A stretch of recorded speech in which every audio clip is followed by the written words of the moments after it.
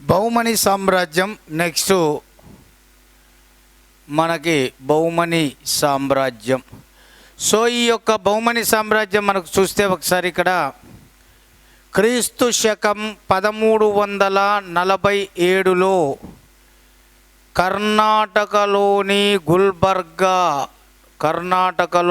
గుల్బర్గాను రాజధానిగా చేసుకొని ఏర్పాటు కావడం జరిగింది. అంటే ఢిల్లీ సుల్తాన్గా మహమ్మద్ బిన్ తుగ్లక్ ఉన్న కాలంలో ఈ బహుమని సామ్రాజ్యం 1347లో కర్ణాటకలోని గుల్బర్గాను రాజధానిగా చేసుకొని ఏర్పాటు కావడం జరిగింది.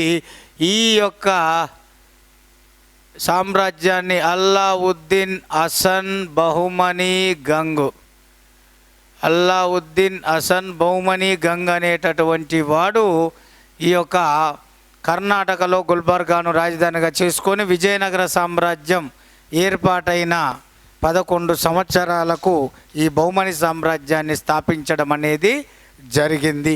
మరి ఈ బహుమని సామ్రాజ్యం అనేది దీన్ని కర్ణాటకలోని గుల్బర్గాకు కేంద్రంగా స్థాపించబడింది కాబట్టి విజయనగర సామ్రాజ్యంతో పాటు దీన్ని కూడా కర్ణాటక సామ్రాజ్యంగా పిలుస్తారు. విజయనగర సామ్రాజ్యంతో పాటు దీన్ని కూడా కర్ణాటక సామ్రాజ్యంగా పిలుస్తారు. మరి ఇందులో ముఖ్యమైన వాడు ఈయన అల్లావుద్దీన్ హసన్ బహుమని గంగు. సో ఈయన మొదటి రాజు. అల్లావుద్దీన్ బహుమని సుల్తానుల్లో మొదటివాడు అల్లావుద్దీన్ హసన్ బహుమని గంగు. ఫెరిస్టా అనేటటువంటి చరిత్రకారుడి అభిప్రాయం ప్రకారం ఇతడు గంగు అనే బ్రాహ్మణుడు చేత పెంచబడ్డాడు.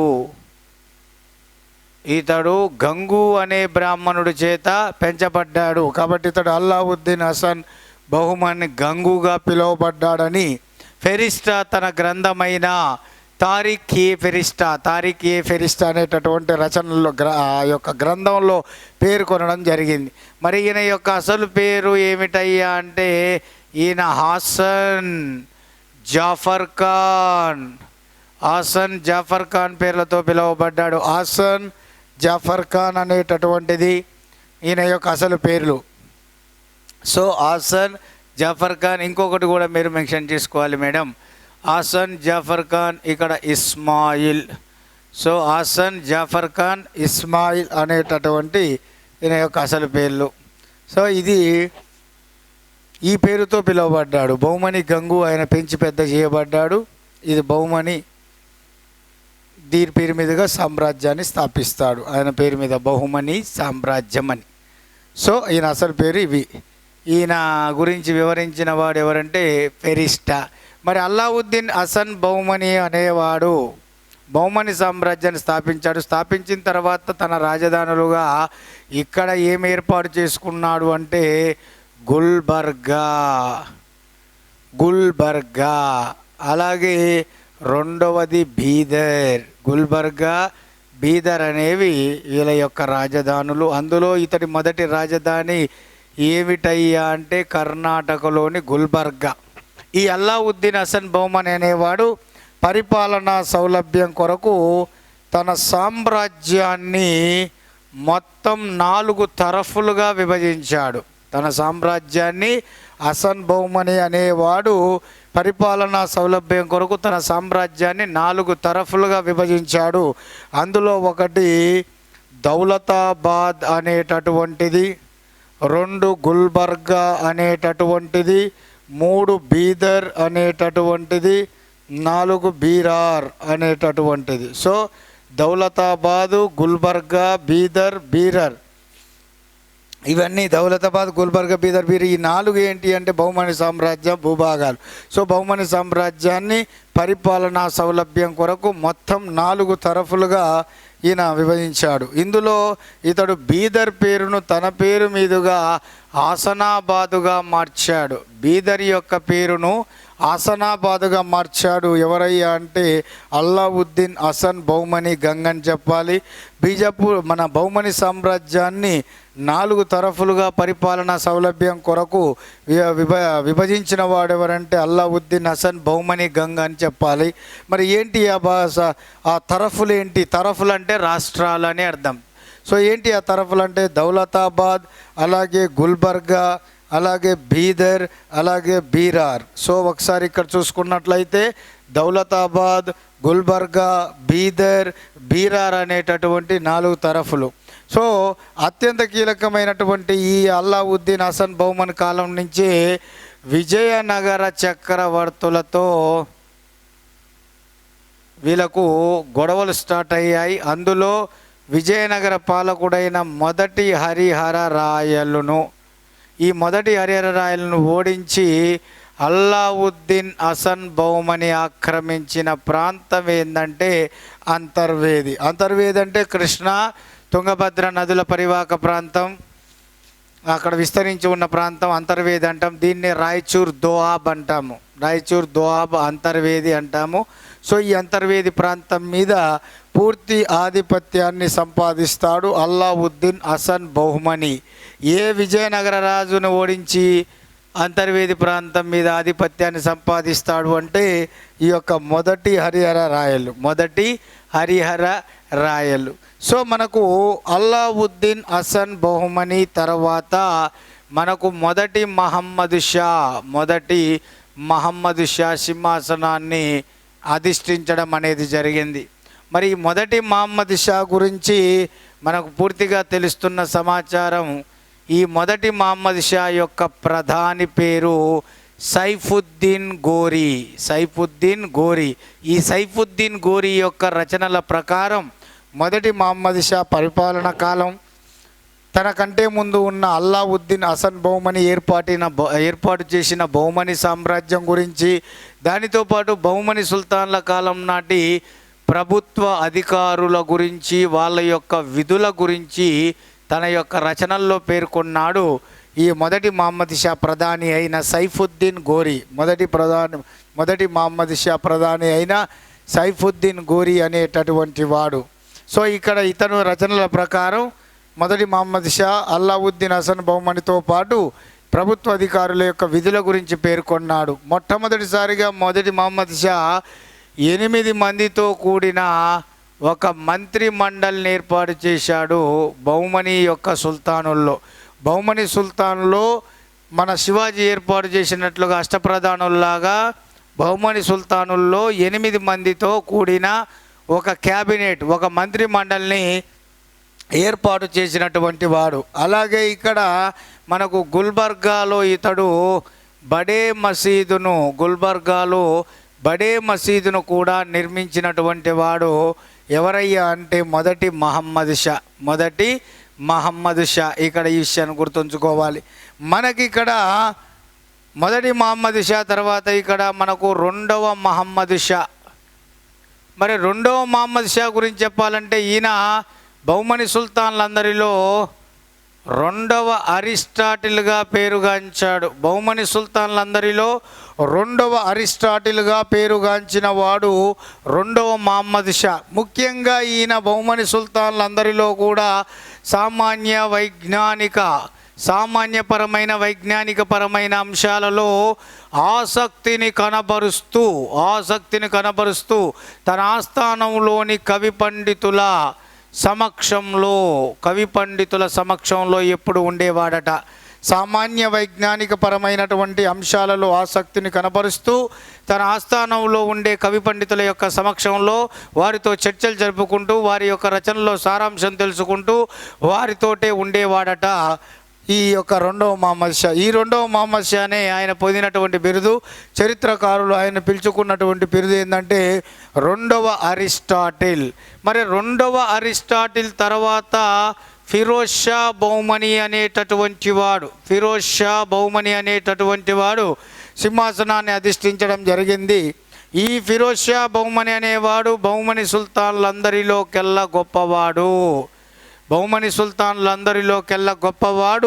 ఫిరోజ్ షా బహుమని. ఫిరోజ్ షా బహుమని అనేవాడు బహుమని సుల్తాన్లందరిలోకెల్లా గొప్పవాడు.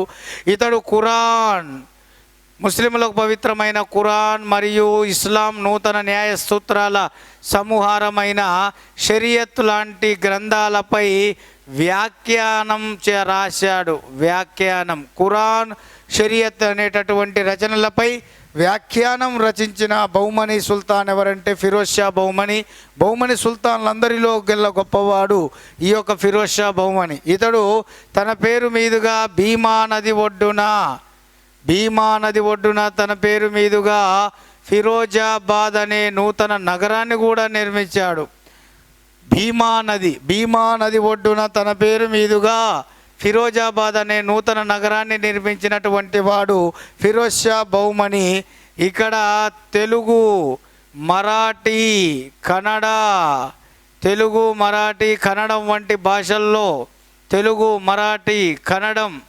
వంటి భాషల్లో నిష్ణాతుడు, నైపుణ్యం కలిగినటువంటి వాడు. తెలుగు, మరాఠీ, కన్నడం వంటి భాషల్లో నిష్ణాతుడు కలిగినటువంటి వాడు ఎవరయ్యా అంటే ఈ యొక్క మన బహుమని సుల్తాన్లో గొప్పవాడైన ఫిరోజ్ షా బహుమన్.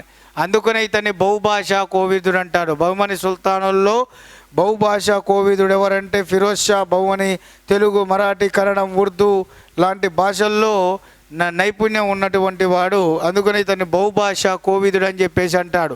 ఇతడు ముఖ్యంగా ఖగోళ శాస్త్ర విషయాల పట్ల బాగా ఆసక్తి ఉండేది, ఖగోళ శాస్త్రం. అందుకనే ఇతడు దౌలతాబాదులో ఒక ఖగోళ పరిశోధన కేంద్రాన్ని స్థాపించాడు. ఫిరోజ్ షా బహుమనికి ఖగోళ శాస్త్ర విషయాల పట్ల, అంతరిక్షంలో జరిగే విషయాల పట్ల, అంతుచిక్కని రహస్యాల పట్ల మంచి ఆసక్తిని కనబరిచేవాడు.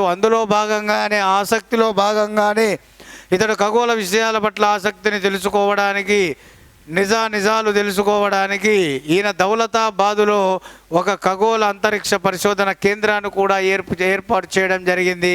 మరి ఆయన ఏర్పాటు చేసిన దౌలతాబాదులో ఆ ఖగోళ పరిశోధన కేంద్రం అనేది ఏ పేరుతో పిలువబడ్డదయ్యా అంటే జంతర్ మంతర్ అనే పేరుతో పిలువబడ్డది. ఏ పేరుతో పిలువబడ్డది? జంతర్ మంతర్. ఫిరోజ్ షా బహుమని ఏర్పాటు చేసిన దౌలతాబాదులో ఖగోళ పరిశోధన కేంద్రం పేరు ఏ పేరంటే జంతర్ మంతర్. ఇది ఎగ్జామ్లో ఆల్రెడీ ఒకసారి మనల్ని అడిగినటువంటి క్వశ్చను. అంతేకాదు ఈ యొక్క ఫిరోజ్ షా బహుమని అనేటటువంటి వాడు మీరు ఒకసారి ఇక్కడ చూస్తే మొదటి మహమ్మద్ షా అనేవాడేమో మొదటి బుక్కరాయలతో యుద్ధం చేసి ఈ యొక్క ముద్గల్ అంతర్వేది ప్రాంతాల మీద ఆధిపత్యం సంపాదిస్తాడు మొదటి మహమ్మద్ షా. అతని తర్వాత ఈ ఫిరోజ్ షా బహుమని అనేవాడు ఈ యొక్క సంగవంశంలో గొప్పవాడైన రెండవ దేవరాయలతో మొదటి దేవరాయలు ఇక్కడ మొదటి దేవరాయలతో ఇక్కడ ఫిరోజ్ షా బహుమని అనేటటువంటి వాడు ఇక్కడ యుద్ధం చేస్తాడు. ఈ మొదటి దేవరాయలతో యుద్ధంలో భాగంగా ఫిరోజ్ షా బహుమని మొదటి దేవరాయల్ని ఓడించి తన కూతుర్ని వివాహం చేసుకుంటాడు. ఫలితంగా బంకాపూర్ ప్రాంతాన్ని కట్నంగా పొందుతాడు. సో ఈ యొక్క ఫిరోజ్ షా బహుమని అనేవాడు విజయనగర సామ్రాజ్య చక్రవర్తి సంగమ వంశానికి చెందిన మొదటి దేవరాయలను ఓడించి ఈ యొక్క బంకాపూర్ ప్రాంతాన్ని కట్నంగా పొందుతాడు. ఏ యుద్ధం అంటే ముద్గల్ యుద్ధం. వీళ్ళిద్దరికి జరిగింది ఏ యుద్ధం? ముద్గల్. ఆ ముద్గల్ యుద్ధంలో ఫిరోజ్ షా బహుమని మొదటి దేవరాయలను ఓడించి మొదటి దేవరాయల కూతురుని వివాహం చేసుకొని ఫలితంగా మొదటి దేవరాయల నుండి బంకాపూర్ అనే ప్రాంతాన్ని కట్నంగా పొందడం అనేది జరిగింది. కానీ తర్వాత జరిగిన యుద్ధంలో ఈ మొదటి దేవరాయల చేతిలో పెదకోమటి వేమారెడ్డి అలాగే ఈ యొక్క ఫిరోజ్ షా బహుమని అనేటటువంటి ఇద్దరు కూడా పెదకోమటి వేమారెడ్డి, రెడ్డి రాజైన పెదకోమటి వేమారెడ్డి, ఫిరోజ్ షా బహుమని వీళ్ళిద్దరిని కూడా మొదటి దేవరాయలు మూకుమ్మడిగా ఓడిస్తాడు తర్వాత జరిగినటువంటి యుద్ధంలో.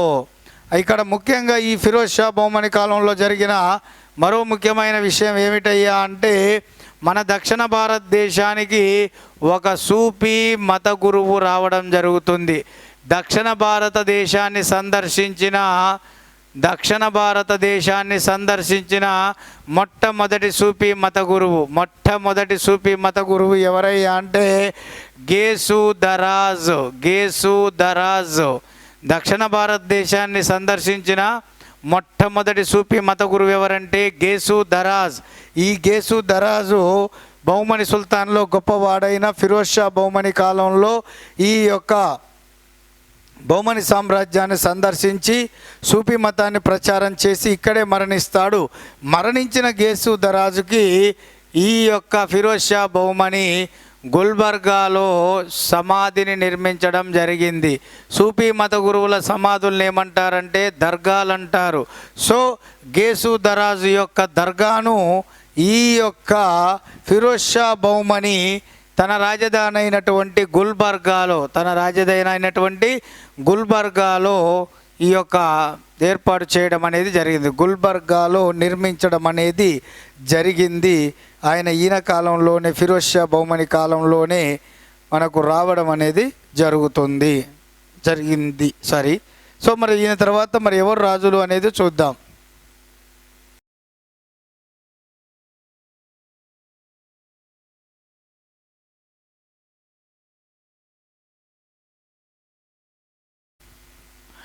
నెక్స్ట్ మనకు మొదటి అహమ్మద్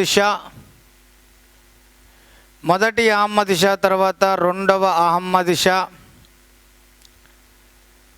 అలాగే మనకు ఉమాయిన్, అలాగే మూడవ మహమ్మద్ షా, అలాగే ఖలీముల్లా చివరి పాలకుడు అన్నట్టు. సో మొదటి మహమ్మద్ షా ఇతని యొక్క బిరుదు ఋషి. మాది మహమ్మద్ షా యొక్క బిరుదు. మరి ఇతని యొక్క ఆస్థాన కవి అజారి అనేవాడు పారసీక భాషలో అజార్ బహుమన్ నామా అనే గ్రంథాన్ని రాస్తాడు. ఇది ఈయన గురించి తెలుసుకోవడానికి ఉపయోగపడ్డ గ్రంథం. ఈయన ఆస్థాన కవి, మొదటి అహమ్మద్ షా ఆస్థాన కవి పారసీక భాషలో, అజారి అనేవాడు పారసీకం భాషలో అంటే పర్షియన్ భాషలో అజార్ బహుమన్ నామా అనేటటువంటి గ్రంథాన్ని రచించడం అనేది జరిగింది. ఇక్కడ మనకు అత్యంత కీలకమైనటువంటిది మరో ముఖ్యమైనటువంటి విషయం ఏంటంటే, మొదటి అహమ్మద్ షా కాలంలో జరిగింది రాజధాని మార్పిడి. అప్పటి వరకు వాళ్ళ రాజధాని గుల్బర్గా. సో గుల్బర్గా నుంచి ఇతడు ఏం చేశాడంటే బహుమని సుల్తాన్ల యొక్క రాజధానిని బీదర్కు మార్చడం జరిగింది. బహుమని సుల్తాన్ల యొక్క రాజధానిని గుల్బర్గా నుంచి బీదర్కు మార్చినటువంటి వాడు ఎవరయ్యా అంటే మొదటి అహమ్మద్ షా. ఈయన యొక్క బిరుదు వచ్చేసి వలి లేదా ఋషి. ఈయన ఆస్థాన కవి అజారి. ఈయన రచించింది పారసీక భాషలో అజార్ బహుమన్ నామా అనేటటువంటిది. ఈయన చేసిన పని ఏమిటంటే మొదటి అహమ్మద్ షా ఈయన కాలంలో గుల్బర్గా నుంచి బీదర్కు రాజధాని మార్పిడి అనేది జరిగింది అనే విషయాన్ని ఇక్కడ చూడవచ్చును. అలాగే ఈయన కాలంలోనే తెలంగాణ ప్రాంతం అనేది బహుమని సామ్రాజ్యంలో అంతర్భాగం కావడం జరిగింది. బహుమని సామ్రాజ్యంలో తెలంగాణ ప్రాంతం అంతర్భాగం అయ్యింది. ఏ బహుమని సుల్తాన్లో అంటే మొదటి మహమ్మద్ షా. సో ఇది మొదటి మహమ్మద్ షాకు సంబంధించిన సమాచారం. మరి రెండవ మహమ్మద్ షాకు సంబంధించినటువంటి సమాచారం ఏమిటయ్యా అంటే, ఈయనకు సమకాలికుడైన విజయనగర చక్రవర్తి ఎవరంటే రెండవ దేవరాయలు. ఈయనకు సమకాలికుడైన విజయనగర చక్రవర్తి ఎవరయ్యా అంటే రెండవ దేవరాయలు. ఎవరికి సమకాలికుడైన చక్రవర్తి? ఈ విజయనగర సామ్రాజ్యాన్ని చక్రవర్తి రెండవ దేవరాయలు. సో ఈ రెండవ దేవరాయలతో 1426లో క్రీస్తు శకం క్రీస్తు శకం 1443లో మనోడు తలపడతాడు. 1426లో 1443లో తలపడతాడు. ఫస్ట్ ఇక్కడ చూస్తే 1426 సంవత్సరంలో ఈ రెండవ మహమ్మద్ షా రెండవ దేవరాయలను ఓడిస్తాడు. ఓడించి ఎక్కువ మొత్తంలో కప్పం వసూలు చేస్తాడు. ఈత బాగానే ఉంది. కానీ మరలా ఇక్కడ మనం చూసుకుంటే 17 సంవత్సరాలకి మనోడు కప్పం అనేది చెల్లించడు. కప్పం చెల్లించడానికి నిరాకరించడంతో రెండవసారి ఇతని మీద దాడి చేసి ఇతన్ని ఓడించి ఈ యొక్క ముద్గల్ ప్రాంతం మీద ఆధిపత్యాన్ని సంపాదిస్తాడు. ముద్గల్ ప్రాంతం మీద ఆధిపత్యాన్ని 1443 రెండుసార్లు కూడా సంగం వంశంలో గొప్పవాడైన రెండవ దేవరాయల్ని ఓడించినటువంటి బహుమని సుల్తాను రెండవ అహ్మద్ షా. ఒకటి 1426, 2 1443, చివరికి రెండవ దేవరాయలను ఓడించి ఈ యొక్క ముద్గల్ ప్రాంతం మీద ఆధిపత్యాన్ని సంపాదించినటువంటి వాడు. ఇక ఇక్కడ ఉమాయిన్ అనేవాడు అల్లావుద్దీన్ ఉమాయిన్ అనేవాడు ఇక్కడ కఠిన హృదయుడుగా పేరుగాంచాడు.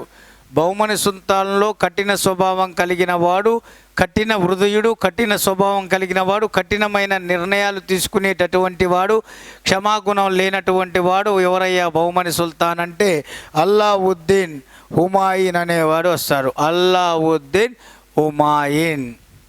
సో ఇక్కడ అల్లావుద్దీన్ హుమాయిన్ కాలంలో జరిగిన ప్రధానమైన మార్పులు ఏంటంటే ఇక్కడ తెలంగాణ ప్రాంతం మీద బహుమని సామ్రాజ్యం అనేది తెలంగాణ ప్రాంతం మీద బహుమని సామ్రాజ్యం తన ఆధిపత్యాన్ని కోల్పోయింది. ఫస్ట్ కోల్పోయింది. ఇది ఫస్ట్ మార్పు. అప్పటి వరకు మొదటి అహ్మద్ షా కాలంలో తెలంగాణ ప్రాంతం బహుమని సామ్రాజ్యంలో అంతర్భాగం కావడం జరిగింది. కానీ ఇక్కడ అల్లావుద్దీన్ హుమాయిన్ కాలంలో ఇక్కడ తెలంగాణ ప్రాంతం మీద ఆధిపత్యాన్ని బహుమని సామ్రాజ్యం వారు కోల్పోవడం జరిగింది. ఈయన కాలంలోనే ముస్లింలు ఇక్కడ పూర్తిగా స్వదేశీ విదేశీ ముస్లింలు అనేటటువంటి ఘర్షణలు, భేదాభిప్రాయాలు ఇతడి కాలంలోనే చెలరేగడం జరిగింది. స్వదేశీ ముస్లిములు, విదేశీ ముస్లింలు అనే భేదాభిప్రాయాలు ఈయన కాలంలో చేరడం జరిగింది. ఎందుకంటే ఈయన కాలానికి ముఖ్యంగా ఇక్కడ ఇరాన్ వర్గం నుంచి ఎక్కువగా చాలామంది ముస్లిమ్స్ రావడం, ఇక్కడ మన సున్నీ వర్గం వాళ్ళు ఆల్రెడీ ఇక్కడ కొంతమంది ఉండడం వలన ఇక్కడ స్వదేశీ ముస్లింలు, విదేశీ ముస్లింలు అని చెప్పేసి ఇక్కడ రెండు వర్గాలు ఏర్పడడం జరిగింది. మరి ఇందులో అత్యంత కీలకమైనటువంటి విదేశీ ముస్లిములు అనేటటువంటి వారు ఎవరైతే ఉన్నారో వీరు అఫాకీలుగా, స్వదేశీ ముస్లిములు ఎవరైతే ఉన్నారో వీళ్ళు దక్కనీ ముస్లిములుగా పేరుగాంచారు. ఈయన కాలంలో ముస్లింలో భేదాభిప్రాయాలు వచ్చాయి. అందులో విదేశీ ముస్లింలు అనేవాళ్ళు అఫాకీలుగా, స్వదేశీ ముస్లిం అనేవాళ్ళు దక్కనీలుగా పేరుగాంచారు. వీళ్ళకి ఇక కొట్టుకోవడమే పని నా సామీరంగా. ఇక అది భేదాభిప్రాయాలు వచ్చింది మొత్తం టోటల్గా ఎవరి కాలంలో అంటే మొత్తం ఉమాయిన్ కాలంలో అల్లావుద్దీన్ హుమాయిన్ కాలంలో ఇది జరిగింది. మరి ఇందులో హుమాయిన్ అనేవాడు పరిపాలనలో మరింత పారదర్శకత తీసుకురావడానికి ఈయన మహమ్మద్ గవాన్ను బీజాపూర్ పాలకుడిగా నియమించడం జరిగింది. మహమ్మద్ గవాన్ను పరిపాలనలో పారదర్శకతను తీసుకురావడానికి పూర్తి స్థాయిలో బీజాపూర్ పాలకుడుగా మహమ్మద్ గవాన్ అనేటటువంటి ఈ యొక్క అధికారిని అంటే తన ప్రధాన్ని అక్కడ నియమించడం అనేది జరిగింది. ఇక్కడ అత్యంత కీలకమైనటువంటి హుమాయూన్ తర్వాత సింహాసనం అధిష్ఠించిన వాడు మూడవ మహమ్మద్ షా. ఈ యొక్క మహమ్మద్ గవాని ఇతని దగ్గర ప్రధాన మంత్రిగా నియమించబడతాడు. సో మూడవ మహమ్మద్ షా దగ్గర ప్రధానమంత్రిగా నియమించబడినటువంటి వాడే మహమ్మద్ గవాన్. ఈయన రచన దివాన్ ఈ ఇన్షా అనేది ఎవరి యొక్క రచన అంటే మహమ్మద్ గవాన్ యొక్క రచన. సో మహమ్మద్ గవాన్ కాలంలో బహుమని సామ్రాజ్యం అనేది పతన స్థాయికి కాకుండా అత్యున్నతమైన స్థాయికి పోయింది. అంటే మహమ్మద్ గవాన్ ప్రధానిగా ఉండి కొన్ని అద్భుతమైన సంస్కరణలు చేయడం వలన ఈ యొక్క మూడవ మహమ్మద్ షా కాలంలో బహుమని సామ్రాజ్యం అనేది ఎక్కువ విస్తరించింది, ఎక్కువ అభివృద్ధి చెందింది, దానితో పాటు కొన్ని తప్పిదాల వలన సామ్రాజ్యం అనేది పతనావస్థకు కూడా చేరుకుంది. ఎక్కువ విస్తరించింది, ఎక్కువ అభివృద్ధి చెందింది, కానీ వీరు చేసిన కొన్ని తప్పిదాల వలన సామ్రాజ్యం అనేది పతనావస్థకు చేరుకుంది. అది మూడవ మహమ్మద్ షా. బహుమని సామ్రాజ్య పతనానికి ప్రారంభం పడ్డది ఎవరి కాలంలో అంటే మూడవ మహమ్మద్ షా కాలంలో. ఎంత సామ్రాజ్య విస్తరణ జరిగిందో, ఎంత అభివృద్ధి జరిగిందో, ఒక్క మారు పతనావస్థకు, అలాగే ఒక చిన్న తప్పిదాల వల్ల పతనావస్థకు చేరుకోవడం అనేది జరిగింది.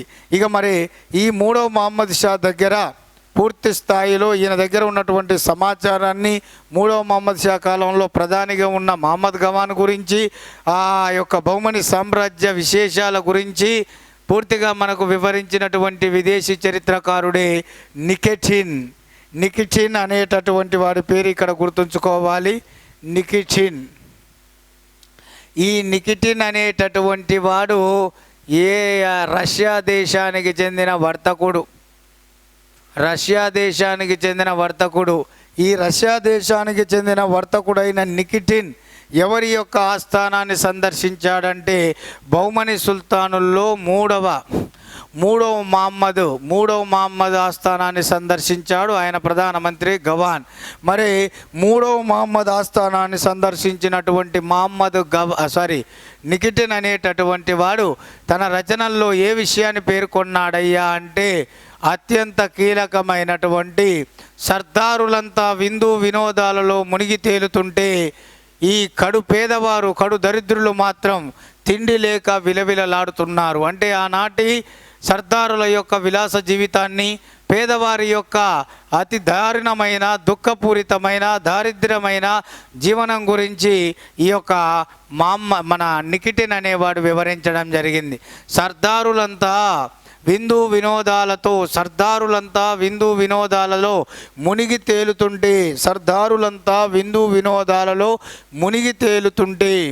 తేలుతుంటే పాపం ఆనాటి పేదవారు మాత్రం, కడు దరిద్రులు మాత్రం దారిద్రమైన జీవనాన్ని అనుభవిస్తున్నారు. ఈ స్టేట్మెంట్ అడిగాడు ఒకసారి.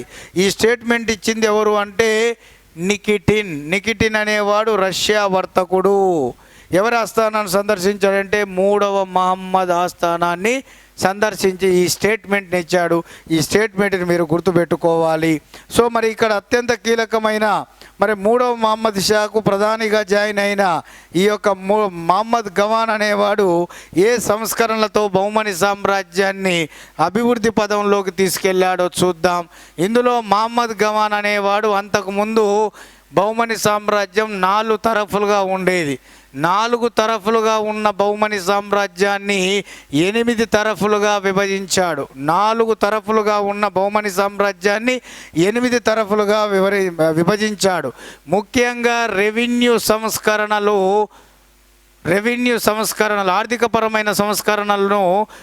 ఆర్థికపరమైన సంస్కరణలలో విప్లవాత్మకమైన మార్పులు తీసుకొచ్చి ఏకంగా అక్బర్ ఆర్థిక మంత్రి రాజా తోడర్ మల్కి ఈ యొక్క మహమ్మద్ గవాన్ ఆదర్శప్రాయుడు కావడం జరిగింది. ఎలా అంటే ఇక్కడ మొత్తము అత్యంత ముఖ్యంగా ఇతడు వ్యవసాయ భూములను వర్గీకరించాడు.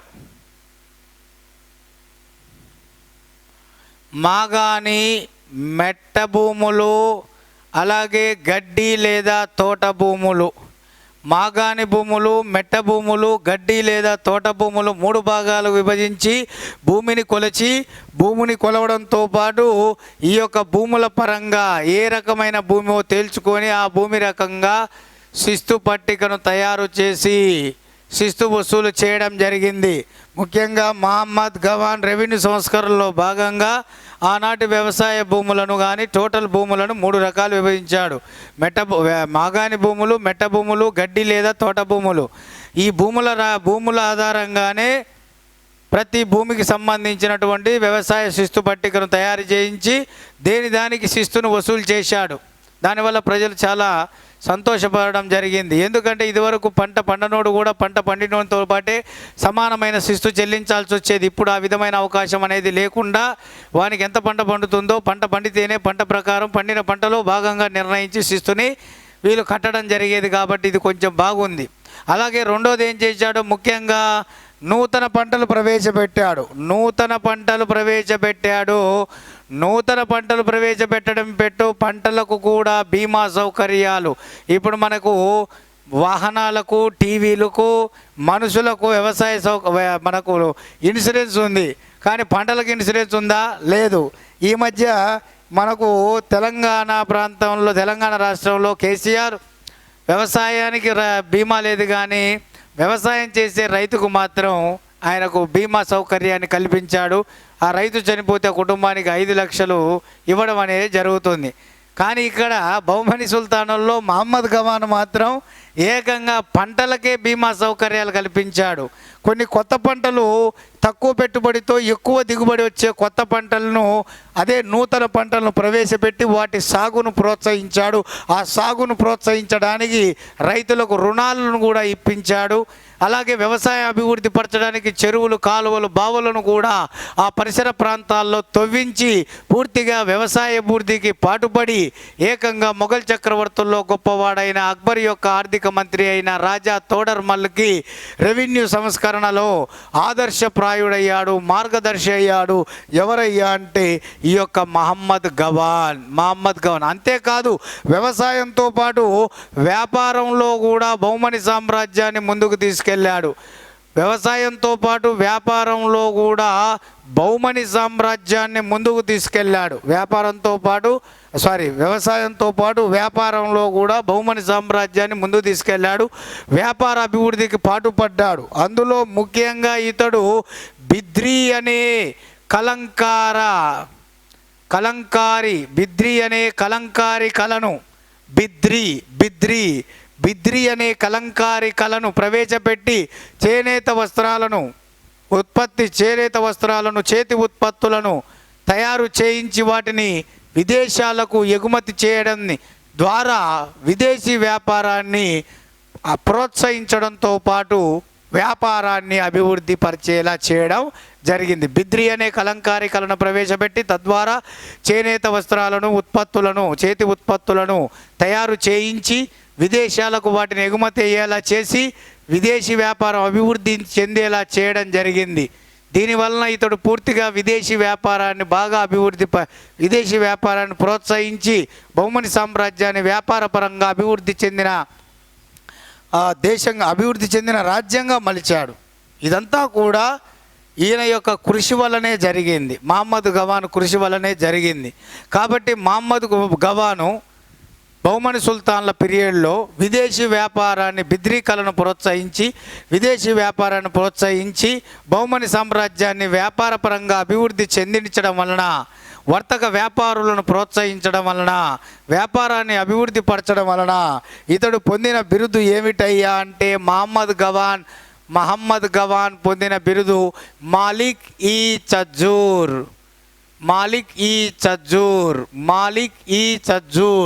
సో వర్తకుల రాకుమారుడు లేదా వర్తకుల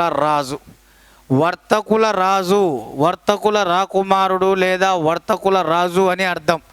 మాలిక్ చజ్జూర్ అంటే వర్తకుల రాజు ఆర్ రాకుమారుడు. ఎవరయ్యా పేరుతో పిలువబడ్డదంటే మహమ్మద్ గవాన్. ఎందుకంటే ఇదంతా స్టోరీ. మరి దీంతో పాటు మహమ్మద్ గవాన్ ఆనాటి విద్యా సంస్కరణలకు కూడా ప్రాధాన్యత కల్పించాడు. ముఖ్యంగా ఇతడు ఈ యొక్క బీదర్లో సమర్కండును పోలిన ఒక మదరాసాను స్థాపించాడు. మదరాసాను స్థాపించాడు. బీదర్లో సమర్కండును పోలిన మదరాసా అంటే విశ్వవిద్యాలయం. మరి అటువంటి బీదర్లో సమర్కండును పోలిన మదరాసాను స్థాపించడంతో పాటు ముఖ్యమైనటువంటి 2000 నుంచి 3000 పుస్తకాలతో ఒక పెద్ద లైబ్రరీని కూడా ఏర్పాటు చేశాడు. మద్రాసాను ఏర్పాటు చేయడమే కాదు, బీదర్లో సమర్కండును పోలిన ఒక విశ్వవిద్యాలయాన్ని బీదర్లో ఏర్పాటు చేశాడు మద్రాసా. ఆ ఏర్పాటు చేయడంతో పాటు అదే మద్రాసాలో 2000 నుంచి 3000 పుస్తకాలతో ఒక పెద్ద గ్రంథాలయాన్ని కూడా ఏర్పాటు చేసినటువంటి ఘనతను సంపాదించుకున్నాడు మహమ్మద్ గవాన్. ఇటు విద్యాపరంగా, ఆర్థిక పరంగా, వర్తక పరంగా, వ్యవసాయ పరంగా ఓవరాల్గా బహుమని సామ్రాజ్యాన్ని అత్యున్నతమైన స్థానంలోకి తీసుకెళ్లి నిలబెట్టినటువంటి ఘనుడు, గొప్ప ప్రధాని ఎవరయ్యా అంటే మహమ్మద్ గవాన్. ఇతడు ఒక షియా వర్గానికి చెందినవాడు. షియా వర్గం అంటే విదేశీ ముస్లిం వర్గానికి చెందినవాడు, అంటే అఫాకీ. విదేశీ ముస్లింలు అఫాకీలుగా పిలువబడ్డారు కాబట్టి వీడు ఒక విదేశీ వర్గానికి చెందినవాడు, అఫాకీలు. వీడు షియా వర్గానికి చెందినవాడు. అందుకనే ఈ దక్కనీ ముస్లింలు అనే స్వదేశీ ముస్లిములు వీని మీద చాడీలు చెప్పి కుట్రలు చేసి 3వ మహమ్మద్ తోటి ఇతనికి మరణశిక్ష విధించేలా వేయడం జరుగుతుంది. ఆ మరణశిక్షను 3వ మహమ్మద్ షా అనేవాడు ఎక్కడ వేశాడంటే కొండపల్లిలో. సో కొండపల్లిలో బహిరంగంగా 3వ మహమ్మద్ చేత ఉరిశిక్షకు గురి కాబడినటువంటి వాడు 3వ మహమ్మద్ యొక్క ప్రధాని మహమ్మద్ గవాన్. అయితే ఇక్కడ మనకు కావాల్సింది ఏంటంటే మహమ్మద్ గవాన్కి ఉరిశిక్ష చేసి అంటే ఉరిని బిగించే ముందు ఆయన లాస్ట్ కోరిక అడగడం సహజం. లాస్ట్ కోరిక అడిగేటప్పుడు ఏమడగాడు, నా తర్వాత పతనం తప్పదు అంటాడు. అంటే మహమ్మద్ గవాను తాను చనిపోయే ముంగల చెప్పిన చివరి వాక్యం ఏమిటయ్యా అంటే, నా తర్వాత బహుమని సామ్రాజ్య పతనం తప్పదు, బహుమని సామ్రాజ్య పతనం తప్పకుండా వస్తుంది, బహుమని సామ్రాజ్యం పతనం అవుతుంది అని చెప్పేసి దాని అర్థం. సో మహమ్మద్ గవాను చరిత్ర అలా క్లోజ్. సో 3వ మహమ్మద్ షా కాలంలో మహమ్మద్ గవాన్ మరణంతో పూర్తి స్థాయిలో బహుమని సామ్రాజ్యం పతనావస్థకు చేరుకుంటుంది. ఆర్థిక వ్యవస్థ అత్యడుగు స్థాయికి కోల్పోతుంది. సో అందుకని అతని కాలంలో ఇక నెమ్మదిగా 3వ మహమ్మద్ షా కొడుకుంటాడు షాబుద్దీన్ మహమ్మద్. ఈ షాబుద్దీన్ మహమ్మద్ కాలంలో నెమ్మదిగా ఈ బహుమని సామ్రాజ్యంలో చీలికలు ఏర్పడతాయి. బహుమని సామ్రాజ్యంలో చీలికలు ఏర్పాటు కావడం జరుగుతుంది. ఆ చీలికలనేవి బహుమని సామ్రాజ్యంలో చివరి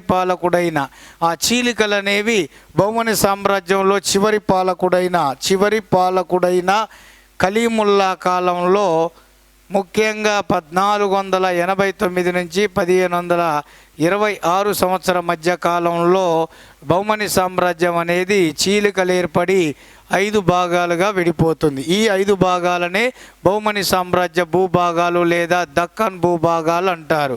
ఈ 5 భూభాగాలనే బహుమని సామ్రాజ్య భూభాగాలు లేదా దక్కన్ భూభాగాలు అంటారు. 1489 నుంచి 1526 సంవత్సరాల మధ్య కాలంలో ఇవి ఎవరి కాలంలో ఏర్పడ్డాయి అంటే కలీముల్లా చివరి పాలకుడు. ఎవరి కాలంలో అసలు చీలిక ప్రారంభమయ్యింది అంటే 3వ మహమ్మద్ షా కొడుకు షాబుద్దీన్ మహమ్మద్ చీలికలు ప్రారంభమైంది షాబుద్దీన్ మహమ్మద్. ఆ చీలికలు పూర్తిగా ఏర్పడి స్వతంత్ర రాజ్యాలుగా ఆవిర్భవించింది ఎవరి కాలంలో అంటే కలీముల్లా కాలంలో. మరి ఏంటి ఈ దక్కన్ భూభాగాలు లేదా బహుమని సామ్రాజ్య భూభాగాలు, అవి ఎలా ఏర్పడ్డాయి, తర్వాత బహుమని సామ్రాజ్య సుల్తాన్ల పరిపాలన విధానం, దానికి సంబంధించిన సమాచారాన్ని తెలుసుకుందాం నెక్స్ట్ క్లాస్లో. రైట్ మిత్రులారా, మనకు బహుమని సామ్రాజ్యంలో చివరి చక్రవర్తి అయిన కలీముల్లా కాలంలో, ఇందాక ఏం చెప్పాను, కలీముల్లా కాలంలో ఈ బహుమని సామ్రాజ్యం అనేది 5 స్వతంత్ర రాజ్యాలుగా విడిపోవడం అనేది జరుగుతుంది. ఒక్కొక్క ప్రాంతాన్ని ఒక్కొక్క పాలకుడు స్వతంత్రించడం అనేది జరుగుతుంది. అలా కలీముల్లా బహుమని సుల్తానుల్లో చివరివాడైనటువంటి కలీముల్లా కాలంలో ఈ బహుమని సామ్రాజ్యం 5 స్వతంత్ర రాజ్యాలుగా విడిపోతుంది. మరి ఈ ఆటని ఏమన్నారంటే దక్కన్ భూభాగాలు, దక్కన్ భూభాగాలు, వీటినే దక్కన్ భూభాగాలు అన్నాం. వీటినే బహుమని సామ్రాజ్యపు భూభాగాలు అంటాం. దక్కన్ స్వతంత్ర రాజ్యాలు లేదా బహుమని సామ్రాజ్య భూభాగాలు. మనం ఒకసారి ఇక్కడ చూసుకున్నట్లయితే కలీముల్లా కాలంలో 5 స్వతంత్ర రాజ్యాలు ఏర్పాటవుతాయి. 1 బీజాపూర్, 2 బీదర్, 3 అహ్మద్ నగర్, 4 గోల్కొండ, అలాగే 5వది ఇక్కడ మనకు బీహార్ కాదు బీహార్. ఇది బహుమని సామ్రాజ్యం విచ్ఛిన్నమై బహుమని సామ్రాజ్యం పతనమైన తర్వాత బహుమని సుల్తాన్లో చివరి పాలకుడైన కలీముల్లా కాలంలో ఈ 5 స్వతంత్ర రాజ్యాలుగా బహుమని సామ్రాజ్యం అనేది విడిపోవడం జరిగింది మిత్రులారా. సో ఇందులో మరి ఒక్కొక్క దాని గురించి ఒకసారి చూద్దాం. ఒక్కొక్క రాజ్యం గురించి మనం ఒకసారి డిస్కస్ చేద్దాం. ఇక్కడ మనకు బీజాపూర్ అనేది ఏదైతే మీరు ఇక్కడ చూస్తున్నారో ఈ బీజాపూర్ అనేటటువంటి రాజ్యాన్ని స్వతంత్రించింది. ఈ బీజాపూర్ అనే ప్రాంతాన్ని స్వతంత్రించింది ఆదిల్షాహీ వంశం.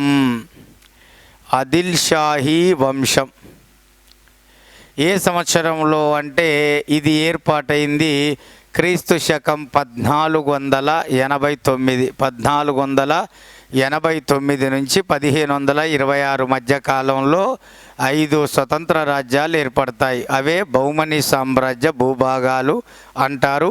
వాటిని దక్కన్ భూభాగాలు, దక్కన్ సామ్రాజ్యాలుగా చెప్పడం జరిగింది. మరి ఇందులో మొట్టమొదట స్వతంత్రించింది రాజ్యం ఏంటంటే బీజాపూర్. మరి ఈ బీజాపూర్ ప్రాంతాన్ని స్వతంత్రించిన ఆ రాజవంశం ఏమిటయ్యా అంటే ఆదిల్షాహీ వంశం. క్రీస్తు శకం 1489లో మరి ఈ బీజాపూర్ ప్రాంతాన్ని పరిపాలించిన ఆదిల్షాహీ వంశానికి సంబంధించిన పాలకులు ఎవరు అనేది ఒకసారి ఇక్కడ చూస్తే మనకు ఆదిల్ ఖాన్, యూసఫ్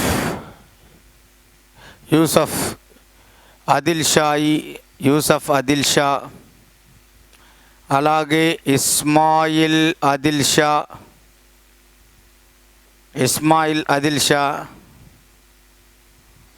ఇబ్రాహీం ఆదిల్ షా, సికిందర్ ఆదిల్ షా. సో వీరు మనకు బీజాపూర్ ప్రాంతానికి చెందినటువంటి ఈ యొక్క ఆదిల్ షాహీ వంశ పాలకులు. ఇందులో ఫస్ట్ ఆదిల్ ఖాన్, యూసఫ్ ఆదిల్ షా, అలాగే ఇస్మాయిల్ ఆదిల్ షా, ఇబ్రాహీం ఆదిల్ షా, సికిందర్ ఆదిల్ షా. ఇక్కడ ఈ ఆదిల్ ఖాన్ అనేటటువంటి వాడు వంశస్థాపకుడు, బీజాపూర్ ప్రాంతాన్ని స్వతంత్రించినటువంటి వాడు. 1489లో ఆదిల్ షాహీ వంశాన్ని స్థాపించిన వాడే ఆదిల్ ఖాన్. అందుకని ఇతన్ని ఆదిల్ షాహీ వంశస్థాపకుడు అంటారు. ఆదిల్ ఖాన్. బీజాపూర్ ప్రాంతాన్ని స్వతంత్రించిన వాడు ఆదిల్ ఖాన్. ఏ సంవత్సరంలో అంటే 1489. మరి ఇందులో మనకు ఈ యొక్క బీజాపూర్ సుల్తానుల్లో మనకు ఈ యొక్క గొప్పవాడిగా చెప్తారు యూసుఫ్ ఆదిల్ షాని ఈ యొక్క గొప్పవాడిగా చెప్తారు. ఈ యూసుఫ్ ఆదిల్ షా కాలంలోనే శ్రీకృష్ణ దేవరాయలు ఈ యొక్క గోవా అనే ప్రాంతాన్ని పోర్చుగీసు వారికి ఇచ్చేటటువంటి క్రమంలో వాళ్ళతో ఒప్పందం చేసుకుంటాడు. ఆ ఒప్పందం ప్రకారం శ్రీకృష్ణదేవరాయలు ఈ పోర్చుగీస్ వారితో చేసుకున్న ఒప్పందం ప్రకారం ఈ గోవా ప్రాంతాన్ని యూసుఫ్ ఆదిల్ షా నుండి ఈ యొక్క పోర్చుగీస్ గవర్నర్ అయిన ఆల్బుకర్క్ గాడు రాయలవారి సహకారంతో పోర్చుగీస్ గవర్నర్లో గొప్పవాడైన ఆల్బుకర్క్ గాడు రాయలవారితో సంధి చేసుకొని 1510లో సంధి చేసుకొని ఇదే సంవత్సరం 1510లో గోవా ప్రాంతాన్ని పొందడం జరుగుతుంది. 1500 పోర్చుగీస్ గవర్నర్ ఆల్బుకర్క్. అక్కడ యూసుఫ్ ఆదిల్ షా అనేవాడు ఓడిపోతాడు. ఈ యొక్క పోర్చుగీస్ వారి చేతిలో. వాళ్ళకి సపోర్ట్ చేసింది ఎవరయ్యా అంటే వారు సపోర్ట్ చేయడం జరుగుతుంది. ఎందుకంటే పోర్చుగీస్ వారు రాయలవారు ముందల్నే ఒప్పందం చేసుకోవడం అనేది జరుగుతుంది. ఇది మనకు యూరోపియన్ల రాకలో దీనికి సంబంధించిన స్టోరీ వస్తుంది. తర్వాత ఇదే రాయలవారు యూసుఫ్ ఆదిల్ షాని కోవెలకొండ యుద్ధంలో యూసుఫ్ ఆదిల్ షాను ఓడించి చంపివేయడం జరుగుతుంది. చంపివేస్తాడు యూసుఫ్ ఆదిల్ షాని శ్రీకృష్ణదేవరాయలు. ఏ యుద్ధంలో అంటే కోవెలకొండ యుద్ధంలో. తర్వాత మనకు ఇస్మాయిల్ ఆదిల్ షా, ఇతను కూడా ఎస్కేడి చేతిలో ఓడిపోవడం జరుగుతుంది.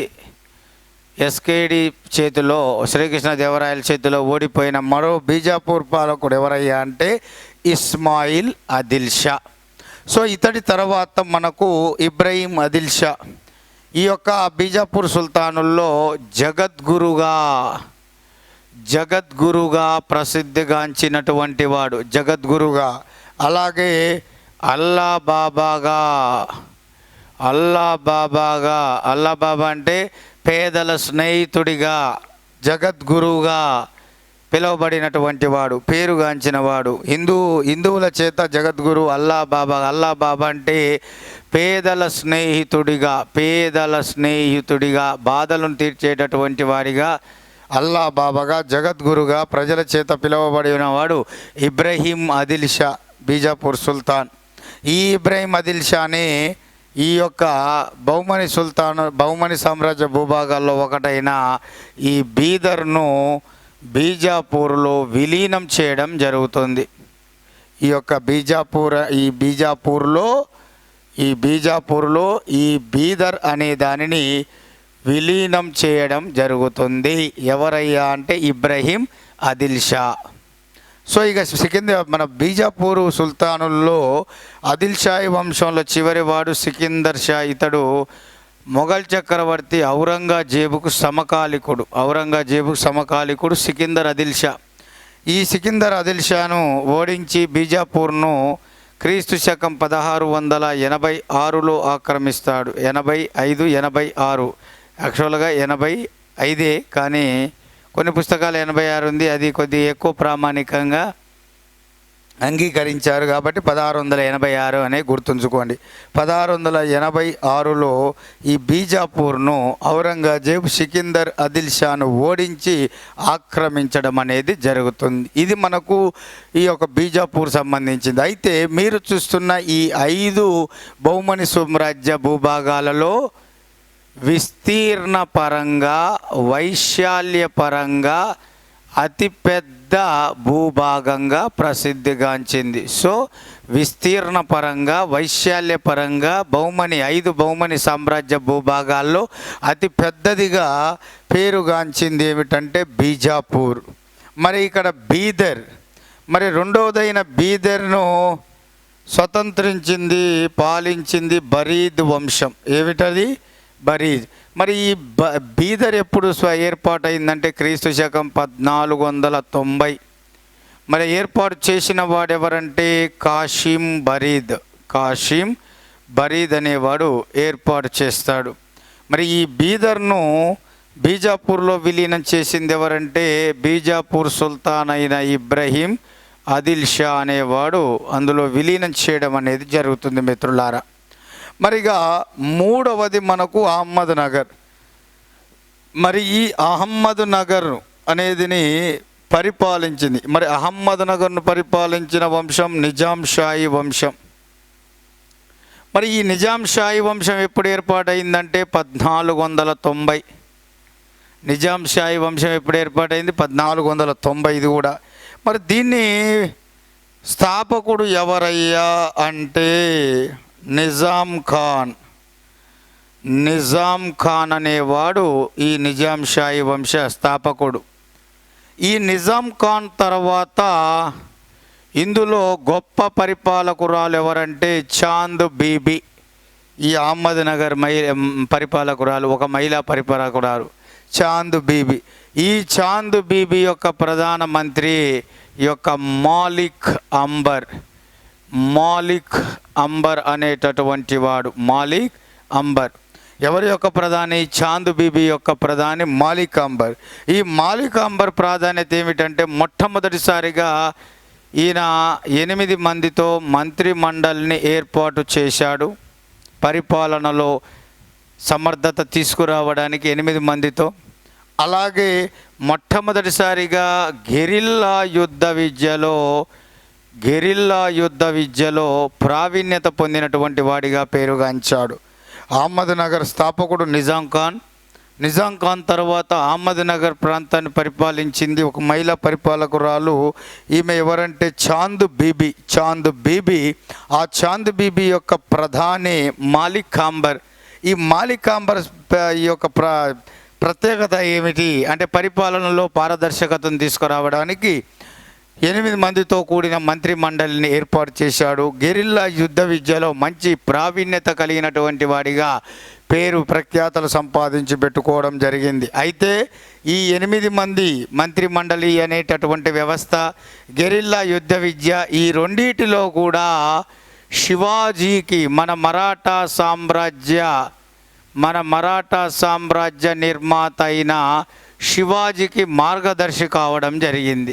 గెరిల్లా యుద్ధ విద్యలో శివాజీ తన పరిపాలనలో సమర్థవంతం తీసుకురావడానికి ఏర్పాటు చేసిన 8 మందితో కూడిన మంత్రి మండలిగా చెప్పబడ్డ అష్టప్రధానులు అనేటటువంటి వ్యవస్థకు, గెరిల్లా యుద్ధ విద్యకు, ఈ 2 విషయాలలో మన మరాఠా సామ్రాజ్య నిర్మాత అయిన ఛత్రపతి శివాజీకి మార్గదర్శకుడుగా ఉన్నాడని చెప్పేసి చరిత్రకారులు వివరించడం జరిగింది. అయితే ఈ యొక్క చాంద్ బీబీ పరిపాలకుర ఉన్న ఈ అహ్మద్ నగర్ని క్రీస్తు శకం 1600 సంవత్సరంలో అక్బర్ తన మిత్రుడు ఆస్థాన కవి అయిన అబుల్ ఫజల్ సాకారంతో ఆక్రమించడం అనేది జరిగింది. క్రీస్తు శకం 1600 సంవత్సరంలో అక్బర్ ఈ యొక్క అబుల్ ఫజల్ సాకారంతో ఈ యొక్క అహ్మద్ నగర్ ప్రాంతాన్ని ఆక్రమించడం అనేది జరిగింది మిత్రులారా. సో దాని తర్వాత చాంద్ బీబీ ఆత్మహత్య చేసుకొని చనిపోతుంది. మళ్ళీ మాలిక్ అంబర్ గారు నిలబడి ఆ రాజ్యాన్ని నిలబెట్టుకుంటాడు. మాలిక్ అంబర్ తర్వాత ఈ యొక్క షాజహాన్ పీరియడ్కి వచ్చేసరికి ఇక్కడ మనకు ముర్తజా అనే పాలకుడు ఉంటాడు. అహ్మద్ నగర్ పాలకుడు షాజహాన్ పీరియడ్ సమయానికి 3వ ముర్తజా అని ఉంటాడు. షాజహాన్ టయానికి ఆ 3వ ముర్తజా అనే పాలకుడుని షాజహాన్ ఓడించి క్రీస్తు శకం 1633లో 3వ ముర్తజాను ఓడించి షాజహాన్ 1633లో అహ్మద్ నగర్ను పూర్తిగా మొఘల్ సామ్రాజ్యంలో కలపడం జరిగింది. అహ్మద్ నగర్ను పూర్తిగా మొఘల్ సామ్రాజ్యంలో కలపడం అనేది జరిగింది. అలా మొఘల్ సామ్రాజ్యంలో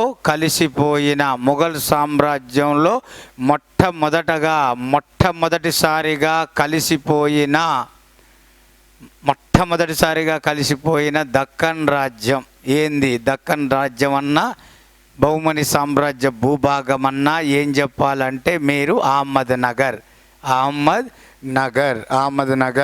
ఇక్కడ అహ్మద్ నగర్ పాలకులు ఈ యొక్క బీరార్ను అహ్మద్ నగర్లో విలీనం చేసుకుంటారు. షాజహాన్ 3వ ముర్తజాను ఓడించక ముందే మొఘల్ సామ్రాజ్యంలో అహ్మద్ నగర్ కలపక ముందే ఈ అహ్మద్ నగర్ పాలకులు ఈ బీరార్ ప్రాంతాన్ని తమ సామ్రాజ్యంలో కలిపేసుకుంటారు. అంటే బీజాపూర్లో బీదర్ కలిసిపోయింది, అహ్మద్నగర్లో బీరార్ కలిసిపోయింది. అంటే ఇప్పుడు మొత్తం రెండు బహుమని సామ్రాజ్యాలు. మూడు బహుమని సామ్రాజ్యాలు. ఒకటి బీజాపూరు, 2 అహ్మద్నగరు, 3 గోల్కొండ. ఎందుకంటే బీరార్ అనేది అహ్మద్నగర్లో కలిసిపోయింది, బీదర్ అనేది బీజాపూర్లో కలిసిపోయింది. ఇక ఎన్ని ఉన్నాయి? 3 ఉన్నాయి. బీజాపూరు, అహ్మద్నగరు, గోల్కొండ, ఈ 3 ఉన్నాయి. ఈ మూడిట్లో పూర్తిగా మొట్టమొదటిసారిగా షాజహాన్ కాలంలో ఈ యొక్క అహ్మద్నగర్ అనే ప్రాంతం మొట్టమొదటిసారిగా మొఘల్ సామ్రాజ్యంలో కలిసిపోతుంది. అంటే మొఘల్ సామ్రాజ్యంలో అహ్మద్నగర్ పూర్తిగా కలిసిపోయిన మొదటి దక్కన్ సామ్రాజ్యం మొదటి బహుమని సామ్రాజ్యం. అంటే దాంతోపాటు అహ్మద్నగర్లో కలిసిపోయిన బీరారు కూడా వాళ్ళ సొంతమే అన్నట్లు. అట్లా ఇక మొఘలులు దక్కన్ సామ్రాజ్యాన్ని జయించుకోవాలంటే వాళ్ళకి ఎన్ని జయించాలి? 2 జయిస్తే సరిపోతుంది. ఏంటి ఆ 2? 1 బీజాపూర్, 2 గోల్కొండ. ఎందుకంటే ఆల్రెడీ బీజాపూర్లో బీదర్ విలీనమైంది కాబట్టి ఈ బీజాపూర్ను గోల్కొండను ఔరంగజేబు ఈ రెండింటిని ఆక్రమించి దక్కన్ సామ్రాజ్యాన్ని మొత్తం కూడా జయించి మొఘల్ సామ్రాజ్యంలో కలపడం అనేది జరిగింది. అదే ఇక్కడ రాశాను. 1686లో బీజాపూర్ అనేది వేసేసిండు. అంటే ఆల్రెడీ బీజాపూర్లో బీదర్ ఉంది, అహ్మద్నగర్లో బీరార్ ఉంది. ఇక మిగిలింది ఏంటిది? 1 గోల్కొండ. దాన్ని కూడా ఔరంగజేబే జయిస్తాడు. సో ఇక్కడ చూసుకుంటే గోల్కొండ. మరి ఈ గోల్కొండ ప్రాంతంని పరిపాలించిన వంశం ఏమిటంటే కుతుబ్ షాహీ వంశం. క్రీస్తు శకం 1512లో ఈ కుతుబ్ షాహీ వంశాన్ని గోల్కొండ రాజధానిగా చేసుకొని సుల్తాన్ మహమ్మద్ కుతుబ్ షా అనేటటువంటి వాడు సుల్తాన్ మహమ్మద్ కుతుబ్ షా. సో గోల్కొండ రాజ్యాన్ని ఇక్కడ మనకు అత్యంత కీలకమైనటువంటి సుల్తాన్ మహమ్మద్ కులీ కుతుబ్ షా అనేటటువంటి వాడు 1512లో దీన్ని స్థాపిస్తాడు. సో ఇక్కడ గోల్కొండ రాజ్యం 1512లో గోల్కొండ రాజధానిగా చేసుకొని స్థాపించబడుతుంది. సో ఇక్కడ మనకు ఈ యొక్క దాంట్లో గొప్పవాడు మహమ్మద్ కులీ కుతుబ్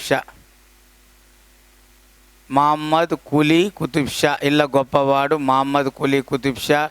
ఇక్కడ మనకు సుల్తాన్ మహమ్మద్ కులీ కుతుబ్ షా అనేవాడు అనేటటువంటి వాడు ఈ యొక్క గోల్కొండ రాజ్యాన్ని స్థాపించడం అనేది జరుగుతుంది. సో ఇక్కడ మనకు అత్యంత కీలకమైనటువంటి సుల్తాన్ కులీ కుతుబ్ షా ఇక్కడ మనకు మొట్టమొదటిసారిగా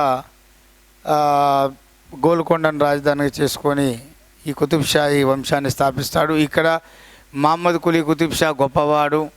అలాగే ఇక్కడ అత్యంత కీలకంగా ఔరంగజేబు గోల్కొండను జయించే నాటికి 1687 అక్టోబర్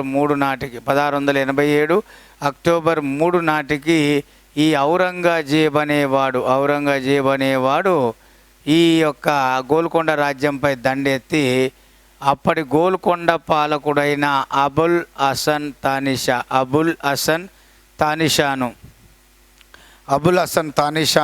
జైల్లో వేస్తారు. అబుల్ హసన్ తానిషాను దౌలతాబాద్ జైలు పంపిస్తాడు. అతడు అక్కడే మరణిస్తాడు. సో ఈ 1687 అక్టోబర్ 3లో కూడా ఔరంగజేబు మిగిలి ఉన్న దక్కన్ సామ్రాజ్యమైన ఈ గోల్కొండను కూడా ఆక్రమించడంతో పూర్తిగా ఈ దక్కన్ భూభాగాలన్నీ కూడా మొఘల్ సామ్రాజ్యంలో విలీనం కావడం అనేది జరిగింది. ఇక్కడ మనకు కుతుబ్ షాహీ వంశస్థాపకులు అన్నప్పుడు మీకు ఇందులోనే వస్తారు.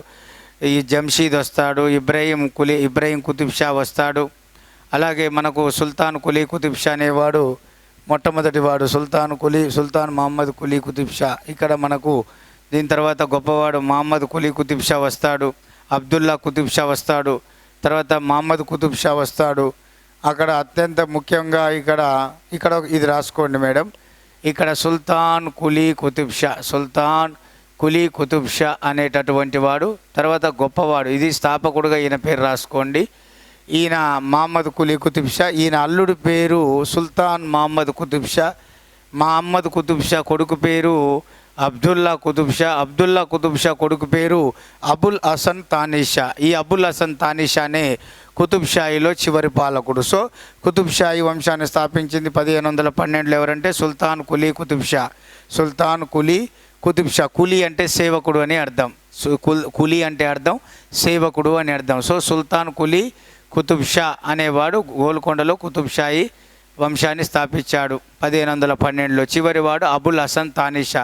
ఈయన కాలంలోనే ఔరంగజేబు గోల్కొండపై 1687 అక్టోబర్ 3న దాడి చేసి అబుల్ హసన్ తానీషాను ఓడించి దౌలతాబాద్ జైల్లో బంధించి మనకు క్లియర్గా ఈ యొక్క గోల్కొండ సామ్రాజ్యాన్ని మొఘల్ సామ్రాజ్యంలో కలపడం జరిగింది. ఇక మనకు మిగిలింది ఏమిటయ్యా చివరిది అంటే ఇక్కడ బీరార్. ఈ బీరార్ అనేటటువంటి దానిని ఇమాద్ వంశం స్థాపించింది. ఫతుల్లా ఇమాద్ ముల్క్ అనేవాడు. ఫతుల్లా ఇమాద్ ముల్క్ అనేవాడు ఈ వంశస్థాపకుడు. ఫతుల్లా ఇమాద్ ముల్క్ అనేవాడు ఈ యొక్క వంశస్థాపకుడు. ఇందులో భాగంగానే ఇక్కడ మీరు గమనించినట్టయితే ఫతుల్లా ఇమాద్ ముల్క్ అనేటటువంటి వాడు, మీరు ఇక్కడ చాలా క్లారిటీ, ఇది ఒక్కసారి ఇక్కడ మీరు గమనించండి. ఫతుల్లా ఇమాద్ ముల్క్ అనేవాడు వంశాపుడు. ఇది ఎప్పుడు ఏర్పాటు చేసిందంటే క్రీస్తు శకం 1526 సంవత్సరంలో 1526 సంవత్సరంలో ఈ యొక్క ఫతుల్లా ఇమాద్ ఉల్ ముల్క్ అనేటటువంటి వాడు, ఫతుల్లా ఇమాద్ ముల్క్ అనేవాడు 1526 సంవత్సరంలో ఈ ఇమాద్ షాహీ వంశాన్ని స్థాపించడం జరుగుతుంది. ఈ వంశస్థాపకుడు ఫతుల్లా ఇమాద్ ముల్క్.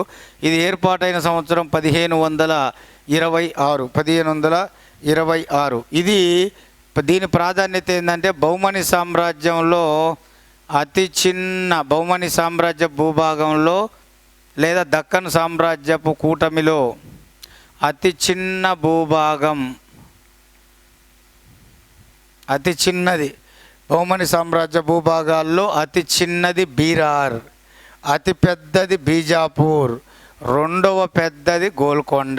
బహుమని సామ్రాజ్య భూభాగాల్లో అతి పెద్దది బీజాపూర్, రెండవ పెద్దది గోల్కొండ. ఈ బీరార్ అనేది బహుమని సామ్రాజ్య భూభాగాల్లో అతి చిన్న భూభాగం. మన ఆంధ్రప్రదేశ్లో తెలంగాణలో అడిగినటువంటి క్వశ్చన్ దీని మీద ఒకటి ఉంది. ఏమిటంటే చెప్పి ఫస్ట్ తర్వాత బోర్డు మీద రాస్తా. ఈ క్రింది వాటిలో ఏ దక్కన్ భూభాగం 1565లో జరిగిన రాక్షస తంగడి లేదా తల్లికోట యుద్ధంలో పాల్గొనకుండా ఉండిపోవడం జరిగింది అని చెప్పేసి ఒకసారి. రెండోసారి అదే క్వశ్చన్ని, తల్లికోట యుద్ధంలో పాల్గొనని ఏకైక దక్కన్ రాజ్యం, తల్లికోట యుద్ధంలో పాల్గొనని ఏకైక దక్కన్ రాజ్యం అని చెప్పేసి ఇవ్వడం జరిగింది. అన్నప్పుడు ఏమిటంటే బీరార్. ఈ బీరార్ అనేది తల్లికోట యుద్ధంలో పాల్గొనకుండా తటస్థంగా ఉండిపోవడం జరిగింది. తల్లికోట యుద్ధంలో పాల్గొనని ఏకైక రాజ్యం. అలాగే బహుమని సామ్రాజ్య భూభాగాలలో అతి చిన్న భూభాగం బీరార్, అతిపెద్ద భూభాగం బీజాపూర్, రెండో పెద్ద భూభాగం గోల్కొండ. మరి ఈ తల్లికోట యుద్ధం జరుగుతున్నప్పుడు మరి ఈ యొక్క పాలకుడు ఎవరు అంటే ఈ బీరార్ పాలకుడు బుర్హాన్ ఇమాద్ షా. తల్లికోట యుద్ధం జరుగుతున్నప్పుడు ఈ బీరార్ ప్రాంత పాలకుడుగా ఉన్నది ఎవరంటే బుర్హాన్ ఇమాద్ షా. ఇది మనకు దక్కన్ భూభాగాలకు సంబంధించిన సమాచారం. రైట్ మిత్రులారా, ఇప్పుడు మనము ఇంతవరకు బహుమని సామ్రాజ్య సుల్తాన్ల గురించి, అలాగే మనకు బహుమని సామ్రాజ్యం యొక్క భూభాగాలు అనగా దక్కన్ భూభాగాల గురించి నేర్చుకున్నాం.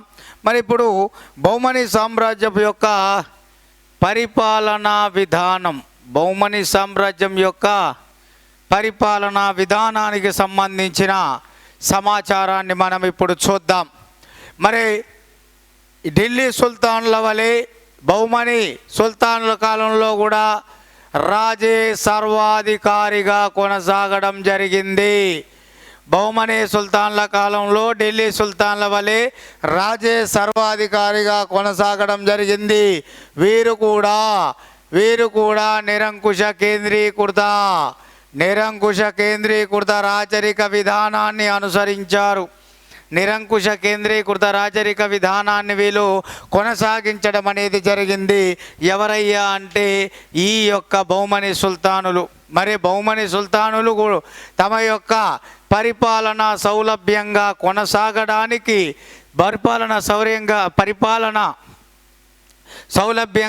కొనసాగడానికి ఈ యొక్క సౌలభ్యంగా ఉండడానికి ఈ బహుమని సుల్తాన్లు తమ రాజ్యాన్ని తరఫులుగా విభజించారు. తరఫులను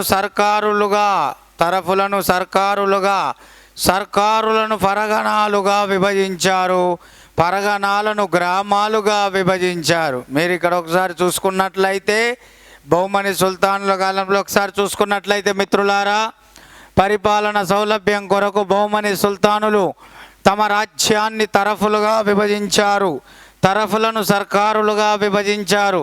సర్కారులను పరగణాలుగా విభజించారు.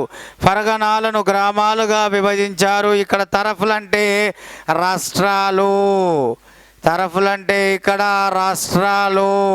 ఇక్కడ రాజ్యానికి అధిపతి రాజు లేదా చక్రవర్తి అని చెప్పవచ్చును మనము. మరి ఇక్కడ తరఫులకు తరఫ్దార్, సర్కారుల మీద నాయబ్ సుల్తాన్, పరగణాల మీద అమీర్, గ్రామాల మీద ముకద్దం ఆబ్లిక్ చౌదరి అని పిలువబడేవారు. ముకద్దం ఇక్కడ యాక్చువల్గా గ్రామాల మీద ముకద్దం మీన్స్ ఇక్కడ ఏమంటారంటే పదం మగ్ధం ఆర్ ముకద్దం. ఈ పదం ముకద్దం ఆర్ మగ్ధం చౌదరి పేరుతో పిలువబడ్డవాడు ఉన్నారు. ఇక్కడ పరగణాల మీద అమీరు, ఇక్కడ సర్కారుల మీద నాయబ్ సుల్తాన్, ఇక్కడ తరఫుల మీద తరఫ్దార్, రాజ్యం మీద రాజు లేదా చక్రవర్తి అనేటటువంటి వారు. ఇక్కడ వాళ్ళు ఈ విధంగా తమ యొక్క పరిపాలన సౌలభ్యం కొరకు తమ సామ్రాజ్యాన్ని కొన్ని భాగాలుగా విభజించుకోవడం అనేది జరిగింది. ఒక్కొక్క పరిపాలన విభాగం మీద ఒక్కొక్క పరిపాలన పర్యవేక్షణ అధికారిని నియమించి పరిపాలన సమర్థవంతంగా వాళ్ళు ముందుకు తీసుకెళ్లడం అనేది జరిగింది మిత్రులారా. మరి ఇక్కడ మీరు చూసుకున్నట్లయితే వీరి కాలంలో కూడా కొంతమంది ముఖ్యమైనటువంటి అధికారుల సహకారంతో వీళ్ళు ఒక ఢిల్లీ సుల్తాన్లు ఏ విధంగా మంత్రిమండలిని ఏర్పాటు చేసుకుని పరిపాలన ముందుకు తీసుకెళ్లారు, ఇక్కడ బహుమని సుల్తాన్లు కూడా కొంతమంది ముఖ్యమైనటువంటి అధికారుల సహకారంతో వీరు కూడా తమ యొక్క పరిపాలనను ముందుకు తీసుకెళ్లడానికి ప్రయత్నం చేయడం జరిగింది. అందులో మరి ఈ బహుమని సుల్తాన్ల కాలంలో వీళ్ళు నియమించబడిన ముఖ్యమైనటువంటి అధికారులు ఎవరు, ముఖ్యంగా వాళ్ళ యొక్క విధులు ఏమిటి, వాళ్ళ బాధ్యతలు ఏమిటి, ఈ యొక్క బహుమని సుల్తాన్ల కాలం నాటి ముఖ్యమైన వాళ్ళు నియమించుకున్న అధికారుల గురించి వాళ్ళ యొక్క విధుల గురించి మనకు ముఖ్యంగా ఇక్కడ మొదటి మహమ్మద్ షా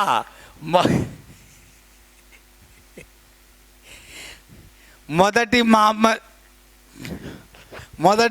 మహమ్మద్ షా యొక్క ప్రధాని అయిన మొదటి మహమ్మద్ షా ప్రధాని సైఫుద్దీన్ గోరీ యొక్క రచనల ద్వారా తెలుస్తుంది మిత్రులారా. సైఫుద్దీన్ గోరీ రచనల ద్వారా మనకు ముఖ్యంగా తెలిసొచ్చేటటువంటి అంశం ఏమిటంటే సైఫుద్దీన్ గోరీ ద్వారా ఆ కాలం నాటి బహుమని సుల్తాన్లు నియమించుకున్న ముఖ్యమైనటువంటి అధికారులు వారి యొక్క విధులు బాధ్యతల గురించి క్లియర్గా ఇక్కడ మనకు వివరించడం జరిగింది. మరి ఇందులో వాళ్ళు ఎవరో ఒకసారి చూద్దాం. ఇక్కడ వకీల్, వజీర్, దబీర్, సర్హద్దార్, కిలాదార్, సదర్ ఈ సాహో, అలాగే ముఫ్తీ, కాజా అనేటటువంటి వాడు. ఇక్కడ మనకు చూసుకున్నట్లయితే ముతావుసేబ్, బక్షి. ఒకసారి ఇక్కడ చూసినట్లయితే వకీల్, వజీర్, దబీర్, సర్హద్దార్, కిలాదార్, సదర్ ఈసావో, ముఫ్తీ, కాజా, అలాగే ముతాసిబ్, అలాగే బక్షీదార్. వీళ్ళందరూ చూస్తే వకీల్ అంటే ప్రధాని, వజీర్ ఆర్థిక మంత్రి, దబీర్ అంటే ఈయన రాజ్య ప్రధాన కార్యదర్శి, సరిహద్దార్ సరిహద్దులపై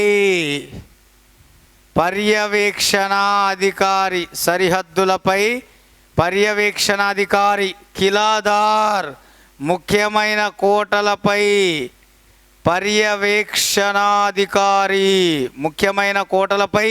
పర్యవేక్షణాధికారి, సదర్ ఈ సాహో చీఫ్ జస్టిస్ ప్రధాన న్యాయమూర్తి, ముఫ్తీ న్యాయ నిర్ణేత. ఈయన కింది తక్కువ స్థాయి, సదర్ ఈ సాహో కింది స్థాయి, ముఫ్తీ. కాజా ఇక్కడ న్యాయమూర్తి, ఈయన కింద ఫస్ట్ సదర్ హీ సావు, తర్వాత ముఫ్తీ కింద ఈ యొక్క న్యాయమూర్తి కాజా. ముతాసిబ్ మతాధికారి, మత పర్యవేక్షణాధికారి. బక్షి ఇక్కడ మనకు సైనికులకు జీతాలిచ్చే అధికారి,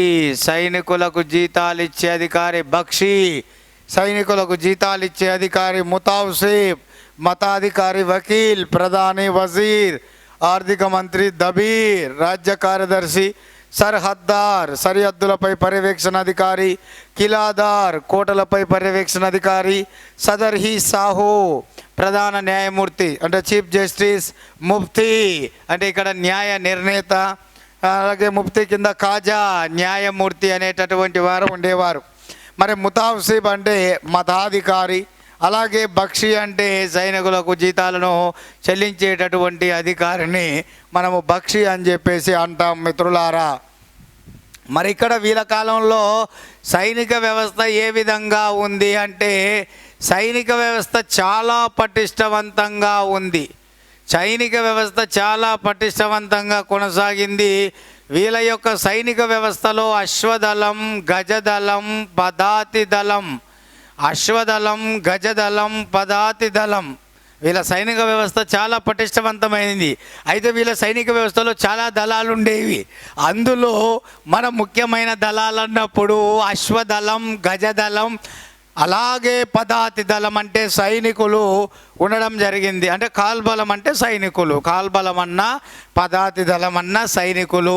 సో కాబట్టి ఈ మూడు మీరు గుర్తుంచుకోవాలి: అశ్వదళం, గజదళం, పదాతి దళం. అశ్వదళం, గజదళం, పదాతి దళం. మళ్ళీ ఒకసారి వేసుకోండి: అశ్వదళం, గజదళం, పదాతి దళం. సో ఇందులో వీరు ఎక్కువగా పటిష్టవంతం చేసుకున్న దళం ఏమిటయ్యా అంటే అశ్వదళాన్ని వీళ్ళు ఎక్కువగా ఉపయోగించుకున్నారు. వీళ్ళ యొక్క సైనిక విజయాలకు ప్రధాన కారణం అన్నప్పుడు అశ్వదళం అని చెప్పాలి మిత్రులారా. 3 దళాలు ఉన్నాయి. 3 దళాలు ఉన్నాయి. అశ్వదళము, గజదళము, పదాతి దళము. ఈ 3 దళాల్లో ఎక్కువగా వీరు ఉపయోగించుకున్న దళం ఏమిటయ్యా అంటే అశ్వదళం అని గుర్తు రావాలి. మరి ఇందులో వీరు సైనిక వ్యవస్థను 2 భాగాలుగా విభజించారు. ఒకటే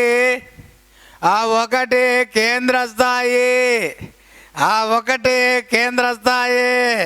ఆ రెండో రాష్ట్ర స్థాయి. సో రెండోది రాష్ట్ర స్థాయి, ఒకటి కేంద్ర స్థాయి, 2 రాష్ట్ర స్థాయి.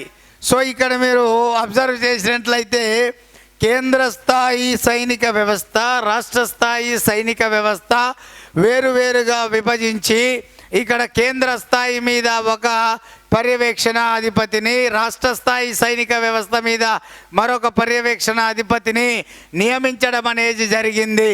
మరి ఇక్కడ చూసినట్లయితే కేంద్ర స్థాయిలో ఈ యొక్క సైనిక పర్యవేక్షణాధిపతిని ఇక్కడ అమీర్ ఉల్ ఉమ్రా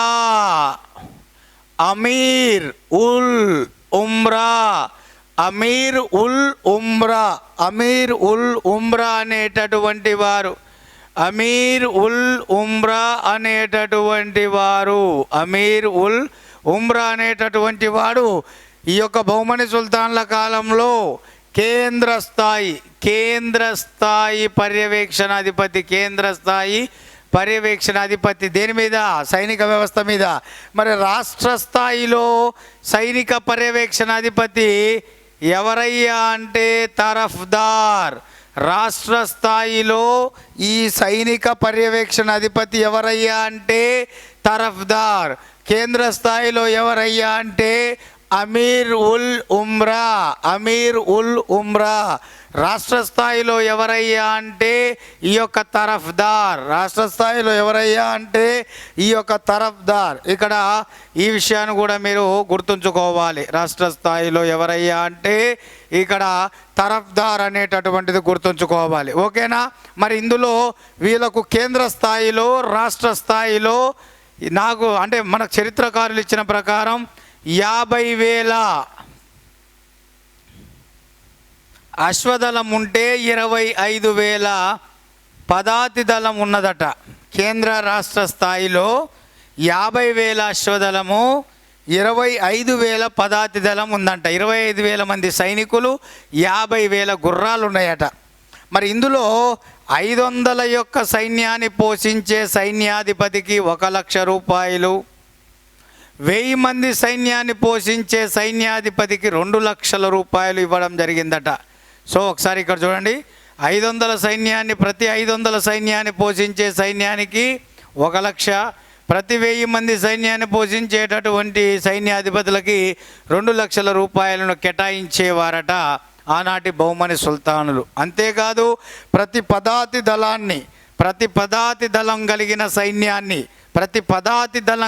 సైన్యాన్ని లష్కర్లుగా విభజించేవారట. లష్కర్ అంటే కొంత పదాతి దళం, కొంత కాల్బలం, అంటే కొంతమంది సైన్యాన్ని ఒక లష్కర్, తర్వాత ఇంకొక పదాతి సైన్యాన్ని లష్కర్ అంటే బహుమని సుల్తాన్ల కాలంలో విభజించబడిన పదాతి దళ సైన్యం అని రావాలి మీకు రేపు ఎగ్జామ్లో.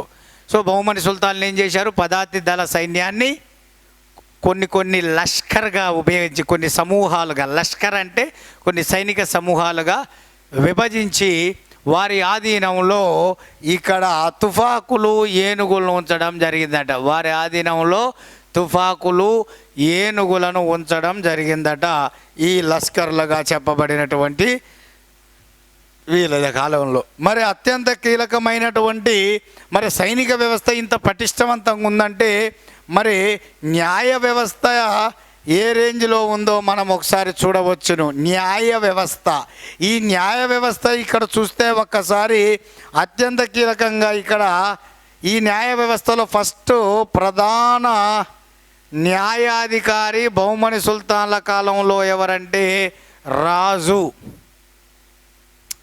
ఎంతమంది ఇక్కడ న్యాయాధికారులు ఉన్నా ప్రధాన న్యాయాధికారి రాజు.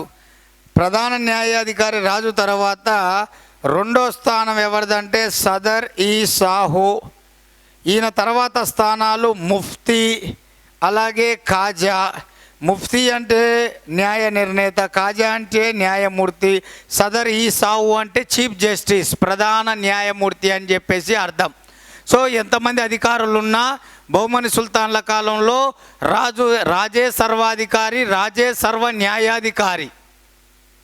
ఆయన తర్వాత ఈ యొక్క వీళ్ళు ఆ యొక్క న్యాయ విషయంలో తీర్పులు ఇవ్వడం, తగాదాలు వివాదాలు పరిష్కరించడం, చేసిన నేర తీవ్రతను బట్టి శిక్షలు విధించే అధికారాలు రాజు తర్వాత సదర్ ఈ సాహు, అలాగే ముఫ్తీ, అలాగే కాజా లాంటి న్యాయమూర్తులు కలిగి ఉండడం అనేది జరిగింది మిత్రులారా. మరి ఇక్కడ అత్యంత కీలకంగా ఈ కాలంలో మరి భారీ నేరాలుగా చెప్పబడ్డవి ఏమిటయ్యా అన్నప్పుడు ఇక్కడ అత్యంత కీలకంగా మీరు ఇక్కడ గుర్తుంచుకోవాల్సిన విషయం ఒకసారి చూడండి. భారీ నేరాలుగా అన్నప్పుడు ఇక్కడ ఒకసారి చూడండి.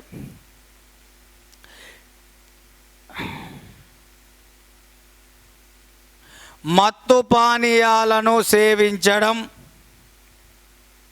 బహిరంగ మద్యపానం సేవించడం, మత్తుపానీయం సేవించడం, బహిరంగంగా మద్యపానాన్ని సేవించడం, మత్తు పానీయాలు సేవించడం, బహిరంగంగా మద్యపానం చేయించడం, అలాగే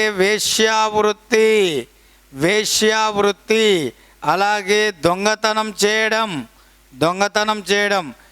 ఇక్కడ చూడండి, మత్తు పానీయాలు సేవించడం, బహిరంగంగా మద్యపానం సేవించడం, అలాగే వేశ్యావృత్తి, అలాగే దొంగతనాలు చేయడం, కల్తీలు చేయడం, ఇవన్నీ కూడా. సో ఇవన్నీ భారీ నేరాలు. ముఖ్యంగా మత్తు పానీయాలు, బహిరంగంగా మద్యపానం సేవించడం, వేశ్యావృత్తి, దొంగతనం, ఇవన్నీ కూడా బహుమని సుల్తాన్ల కాలం నాటి సమాజంలో పెద్ద నేరాలుగా పరిగణించబడ్డాయి. వాటికి తగ్గ కూడా శిక్షను కూడా వీరు నేర తీవ్రబట్టి విధించేవారనే విషయాన్ని వివరించారు. మిత్రులారా, ఇదంతా కూడా మనకు బహుమని సామ్రాజ్యం యొక్క పరిపాలన విధానంలో ఇదంతా కూడా మనము రాజకీయ పరిస్థితుల్లో భాగంగా చూసాము. ఏ పరిస్థితుల్లో భాగంగా? పొలిటికల్ కండిషన్స్, రాజకీయ పరిస్థితుల్లో భాగంగా వాళ్ళ యొక్క సామ్రాజ్య పరిపాలన విభాగాలు చూసాం. వాళ్ళ కాలం నాటి ముఖ్యమైన అధికారుల గురించి చూసాం. అలాగే వారి కాలం నాటి ముఖ్యమైన సైనిక వ్యవస్థ లక్షణాలు చూసాం. వారి కాలం నాటి న్యాయ వ్యవస్థకు సంబంధించిన అంశాలను కూడా మనం పరిశీలించడం అనేది జరిగింది. ఇదంతా కూడా వాళ్ళ రాజకీయ పరిస్థితుల్లో భాగంగా వస్తాయి. నెక్స్ట్ మనకు సామాజిక అలాగే మనకు మతపరమైన, ఆర్థికపరమైనటువంటి, అలాగే మనకు వాస్తు నిర్మాణపరమైనటువంటి అంశాలను చూసుకుంటే మనకు బహుమని సామ్రాజ్యం కంప్లీట్ అవుతుంది. సో మనం నెక్స్ట్ ఆ అంశాలకు సంబంధించిన సమాచారం చూద్దాం. నెక్స్ట్ ఇక్కడ బహుమని సామ్రాజ్యం దాంట్లో మనకు సామాజిక పరిస్థితులకు సంబంధించిన సమాచారాన్ని ఇక్కడ చూద్దాం మిత్రులారా. ఈ బహుమని కాలం నాటి సామాజిక పరిస్థితుల్లో భాగంగా ఇక్కడ ఆనాటి సమాజంలో హిందువులు ముస్లిములు కలిసే జీవనాన్ని కొనసాగించడం అనేది జరిగింది. హిందువులు ముస్లిములు కలిసే జీవనాన్ని కొనసాగించడం అనేది జరిగింది. మరి ఇక్కడ అత్యంత కీలకమైనటువంటి హిందూ ముస్లిములలో హిందువులు ఎక్కువ శాతం ఉన్నారు, ముస్లిములు తక్కువ శాతం ఉన్నారు. అయినా సరే ఈ ముస్లిములే, తక్కువగా ఉన్న ముస్లిములే హిందువుల మీద ఎక్కువగా ఆధిపత్యాన్ని ప్రదర్శించడం అనేది జరిగింది. తద్వారా ఈ యొక్క రెండు మతాలకు సంఘర్షణలు ఎప్పుడు ప్రారంభం కావడం అనేది ఇది కామన్గా జరిగింది బహుమని సుల్తాన్ల కాలం నాటి సమాజంలో. ఇక ముఖ్యంగా మన హిందూ మతానికి సంబంధించింది చూస్తే, హిందూ మతం యొక్క సమాజంలో చాతుర్వర్ణ వ్యవస్థ అనేది అభివృద్ధి చెందింది. అనగా బ్రాహ్మణ, క్షత్రియ, వైశ్య, అలాగే శూద్ర. బ్రాహ్మణ, క్షత్రియ, వైశ్య, శూద్ర. ఇందులో ముఖ్యంగా ఈ యొక్క క్షత్రియులు అనేటటువంటి ఎవరెవరు ఉన్నారో ఈ క్షత్రియుల యొక్క తర్వాత బహుమని సుల్తాన్ల కాలం నాటి సమాజంలో ముఖ్య పాత్రను ఈ కాయస్థులు అనేవాళ్ళు పోషించారట. ముఖ్య పాత్రను ఈ యొక్క కాయస్థులు అనే వాళ్ళు పోషించారట. బహుమని సుల్తాన్ల కాలం నాటి సమాజంలో ఈ క్షత్రియుల అనంతరం ఎవరైతే ఈ క్షత్రియులు ఉంటారో ఈ క్షత్రియుల అనంతరము ఆనాటి సమాజంలో ముఖ్యమైనటువంటి పాత్రను పోషించింది ఎవరయ్యా అంటే ఈ కాయస్థులు అనేటటువంటి వారు, కరణికలు, కాయస్థులు అనేటటువంటి వారి గురించి మనం చెప్పుకున్నాము. సో రాజవంశాల్లో వచ్చింది అటువంటి వాళ్ళలో వాళ్ళే ఆ కాయస్థులే ఈ యొక్క వీళ్ళు అంటే లేఖా విభాగానికి అధిపతులు వీళ్ళు. అటువంటి కాయస్థులు ఇక్కడ బహుమని సుల్తాన్ల కాలంలో ఈ కాయస్థులు అనేటటువంటి వారు పూర్తి పాత్రను, అత్యంత ముఖ్యమైనటువంటి పాత్రను పోషించడం అనేది జరిగిందట. అలాగే ఇక్కడ శూద్రులు అనేటటువంటి వారు ముఖ్యంగా వ్యవసాయం, అలాగే వ్యాపారం, అలాగే పశుపోషణ లాంటి పనుల్లో అత్యంత నాణ్యతను పొందడం జరిగిందట. అంటే అన్ని రకాలైనటువంటి సేవలను శూద్రులు అందించేవారట. అటు వ్యవసాయపరమైన, వ్యాపారపరమైన, పశుపోషణపరమైనటువంటితో పాటు ఇతర సేవలు, మూడు వర్ణాల వాళ్ళకి సేవ చేసేటటువంటి సేవలు కూడా, పనులను కూడా చేసేవారట. ఇలా ఎటు చూసినా కూడా వీళ్ళు ముఖ్యమైనటువంటి అన్ని రంగాలలో అద్భుతమైనటువంటి పనిని వాళ్ళు చేసేవారట. ఎవరయ్యా అంటే ఈ బహుమని సుల్తాన్ల కాలం నాటి ముఖ్యమైనటువంటి ఈ శూద్రులు, అన్ని రంగాలలో ప్రాధాన్యత పొందిన వారు ఈ శూద్రులు. తర్వాత క్షత్రియుల అనంతరం బహుమని సామ్రాజ్య కాలంలో వారి ప్లేసును రిప్లేస్ చేసి ముఖ్య పాత్రను పోషించింది కాయస్థులు అని చెప్పేసి మనకు వివరించడం అనేది జరిగింది మిత్రులారా. మరి ఇక్కడ అత్యంత కీలకమైనటువంటి మీరు ఇక్కడ చూస్తున్నటువంటి ఈ కాలం నాటి సమాజంలో మరి ముస్లిములు మొత్తము 4 వర్గాలుగా విడిపోవడం జరిగిందట. మరి ముస్లిములు మనకి ఇక్కడ పూర్తిగా 4 వర్గాలుగా విడిపోవడం అనేది జరిగిందట. ఈ 4 వర్గాలలో ముఖ్యంగా మనం ఒకసారి ఇక్కడ చూస్తే ఇది మత పరిస్థితుల కింద అంచనాకి వేసుకోవచ్చు. మరి వీళ్ళ మత పరిస్థితుల్లో చూస్తే అత్యంత కీలకంగా ఇక్కడ ఇలా మత పరిస్థితులు ఒకసారి అబ్జర్వ్ చేస్తే ఇందులో 4 వర్గాలుగా ముస్లింలు విడిపోయారు. యాక్చువల్గా ఇక్కడ సున్నీలు, షియాలు అనేది మతపరమైన వర్గం. ఈ వర్గం ఏంది, ఈ 4 వర్గాలు ఏంటంటే వృత్తిపరమైన వర్గం అనాలి. ఆ రెండేమో మతపరమైన వర్గం. సున్నీలు, షియాలంటే వృత్తిపరమైన మార్గాలుగా చెప్పబడినటువంటి ముస్లింలు ఆ కాలంలో విడిపోయారంట 4 వర్గాలుగా. అందులో మనకు ఇక్కడ పూర్తిగా అధికారులు అని వస్తుంది, సైనికులు అని వస్తుంది, సివిల్ ప్రభువులు అని వస్తుంది ఇక్కడ. అలాగే రెండవది వర్తకులు, అలాగే బానిసలు, అలాగే ఇక్కడ మనకు కవులు, అలాగే పండితులు, అలాగే మతాధిపతులు. సో మొత్తం టోటల్గా ఈ కాలం నాటి మత పరిస్థితుల్లో చూస్తే మన హిందూ మతంలో ఉన్నటువంటి వారేమో మన హిందూ దేవాలయాలను నిర్మించుకోవడం, మన శివుడు, విష్ణు, లక్ష్మీ, సూర్యుడు ఆ దేవతల గురించి మనం ప్రచారం చేసుకోవడం అనేది జరుగుతుంది. కానీ బహుమని సుల్తాన్ల కాలంలో మరి ఈ ముస్లింల పరిస్థితి ఎలా ఉందయ్యా అంటే ఈ ముస్లింలు ప్రధానంగా వృత్తిపరంగా 4 వర్గాలుగా విడిపోయి జీవించారట. ఎవరి కాలంలో? బహుమని సుల్తాన్ల కాలంలో. ఏంటి అవి చూస్తే అధికారులు, సైనికులు, సివిల్ ప్రభువులు, వర్తకులు, అలాగే బానిసలు, అలాగే ఈ కవులు, పండితులు, మతాధిపతులుగా మొత్తం టోటల్గా 4 వర్గాలుగా విడిపోయి బహుమని సుల్తాన్ల కాలం నాటి సమాజంలో వీరు జీవనాన్ని కొనసాగించడం జరిగిందన్న విషయాన్ని కూడా మనం ఇక్కడ చూడవచ్చును మిత్రులారా. మరి అత్యంత కీలకమైనటువంటి మరి వీరి కాలం నాటి ఆర్థిక పరిస్థితులు ఏమిటి, వాటికి సంబంధించిన సమాచారాన్ని చూద్దాం. ఇక్కడ గమనించండి మిత్రులారా, ఒకటి ఇక్కడ వీళ్ళు ముఖ్యంగా బహుమని సుల్తాన్ల కాలం నాటి సమాజంలో ఇక్కడ ఎవరైతే ఉంటారో ముస్లింలు వాళ్ళు ఎక్కువగా బానిసలను పోషించారు. ఒక మాటలో చెప్పాలంటే బహుమని సుల్తాన్ల కాలంలో ఎక్కువ మంది బానిసలు బాధించబడలేదు, పోషించబడ్డారు. ఒక మాటలో చెప్పాలంటే బానిసలు ముఖ్య పాత్రను పోషించారు బహుమని సుల్తాన్ల కాలంలో. అదొకటి మీరు గమనించాలి. సో మరి ఇక్కడ వీళ్ళ కాలం నాటి ఆర్థిక పరిస్థితులు ఏమిటి? Economical condition same. ప్రజల ప్రధాన వృత్తి వ్యవసాయం.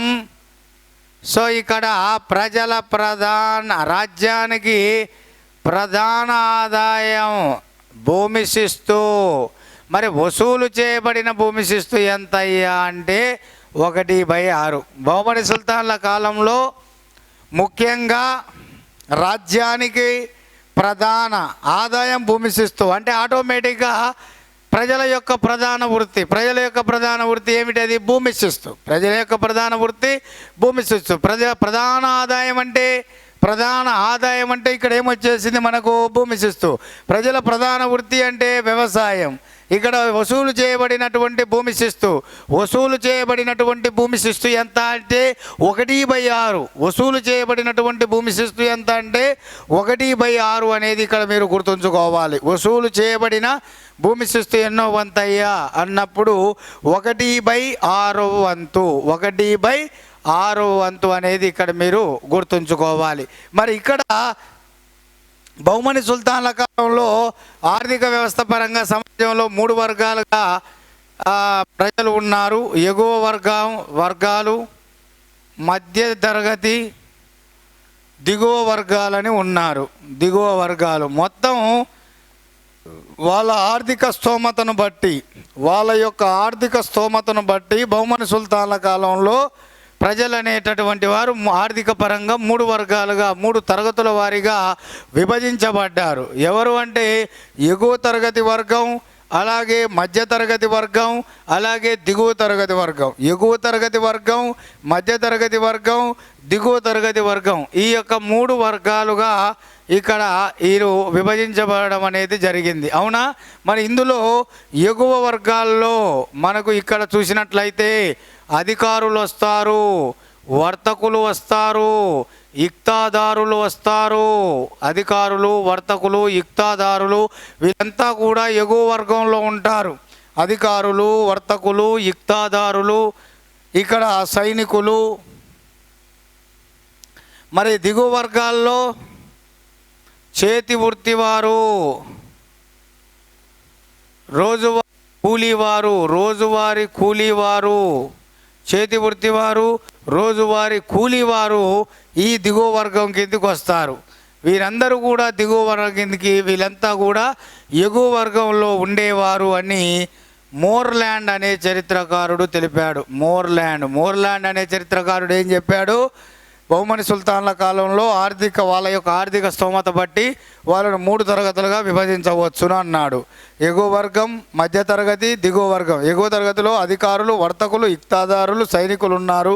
దిగువ వర్గంలో చేతి వృత్తివారు, రోజువారీ పనివారు, రోజువారీ కూలీవారు, పేదవారు, వీళ్ళంతా కూడా దిగువ వర్గానికి చెందిన వాళ్ళు. వీళ్ళంతా సాధారణమైన జీవనాన్ని గడిపితే వీళ్ళు అత్యున్నతమైన విలాసవంతమైన జీవనాన్ని గడిపే వాళ్ళని మనకు మోర్లాండ్ అనేటటువంటి చరిత్రకారుడు వివరించడం అనేది జరిగింది.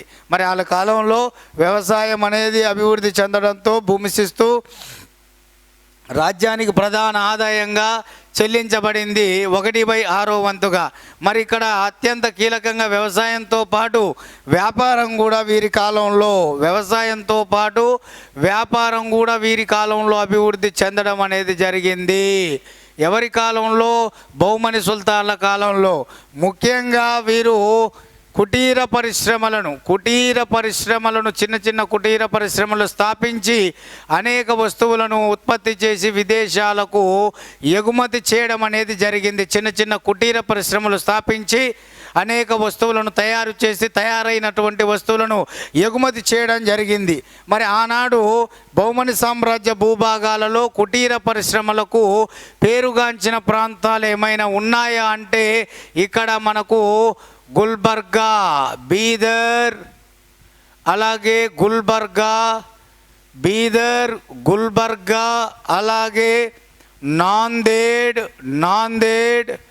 రాయచూర్. బీదర్, గుల్బర్గా, నాందేడ్, రాయచూర్, భువనగిరి, నిర్మల్, అలాగే మనకు వరంగల్. సో భువనగిరి, నిర్మల్, వరంగల్, రాయచూర్, నాందేడ్, గుల్బర్గా, ఈ యొక్క బీదర్, ఇప్పుడు నేను ఏదైతే చెప్పానో ఈ ప్రాంతాలన్నీ కూడా బహుమని సుల్తాన్ల కాలం నాటి వాళ్ళు స్థాపించుకున్న కుటీర పరిశ్రమలకు ఉదాహరణలుగా చెప్పవచ్చును. వేటినయ్యా అంటే ఈ యొక్క ప్రాంతాలను. మరి అత్యంత కీలకమైనటువంటి వీళ్ళ కాలంలో ముఖ్యమైనటువంటి పరిశ్రమలు, మరి అన్ని పరిశ్రమల్లో బాగా ముఖ్యంగా పేరుగాంచిన ఇందులో కూడా మనకు ఉన్నాయి. ఏమిటయ్యా అంటే తోలు పరిశ్రమ బాగా ప్రసిద్ధిగాంచింది. ఈ తోలు పరిశ్రమ అనేది వరంగల్లో ఉన్న తోలు పరిశ్రమ అనేది బాగా ప్రసిద్ధిగాంచింది. ఈ తోలు పరిశ్రమతో పాటు వీళ్ళ కాలంలో నౌకా పరిశ్రమ కూడా అభివృద్ధి చెందింది. నౌకా పరిశ్రమ వీళ్ళ కాలం ఉన్నటువంటి పరిశ్రమల్లో తోలు పరిశ్రమ అనేది అభివృద్ధి బాగా చెందింది. తోలు పరిశ్రమకు బాగా ప్రసిద్ధి చెందిన ప్రాంతం వరంగల్. వీళ్ళ కాలంలో తోలు పరిశ్రమతో పాటు నౌకా పరిశ్రమ కూడా బాగా అభివృద్ధి చెందిందని చెప్పేసి మనం అనొచ్చు. మనం అత్యంత కీలకమైనటువంటి ఇక్కడ మరొక ముఖ్యమైనటువంటి విషయాన్ని మనము డిస్కస్ చేసుకోవాలి మిత్రులారా. ఏమిటంటే వీళ్ళ కాలంలో ముఖ్యంగా చేనేత వస్తువులు అనేవి ఎక్కువగా ఎగుమతి అయ్యాయి. చేనేత వస్తువులను బాగా తయారు చేయడం జరిగింది. అంటే చేనేత పరిశ్రమ అనేది బాగా ప్రాచుర్యంలోకి రావడం జరిగింది. చేనేత పరిశ్రమ తర్వాత తోలు పరిశ్రమ, నౌకా పరిశ్రమలు ఇవన్నీ కూడా అత్యంత ప్రధాన పాత్రను పోషించాయి. అందులో బాగా ప్రసిద్ధి చెందినది ఏంటంటే తోలు పరిశ్రమ, తర్వాత చేనేత పరిశ్రమ, తర్వాత నౌకా పరిశ్రమ. ఇందులో తోలు పరిశ్రమకు ప్రసిద్ధి చెందిన ప్రాంతం ఏమిటంటే వరంగల్ అని చెప్పేసి అనాలి. మరి వీళ్ళ కాలం నాటి ముఖ్యంగా మరి చేతి ఉత్పత్తులకు ప్రసిద్ధి చెందిన ప్రాంతాలు. మరి ఆ చేనేత వస్తువులు ఏంటి, ఆ చేనేత వస్తువులు ద్వారా తయారైన వస్తు ఉత్పత్తులు ఏ ప్రాంతంలో తయారయ్యేవి అనేది మనం ఇక్కడ చూద్దాం. ఇక్కడ ఇనుము, ఉక్కు అనేటటువంటివి,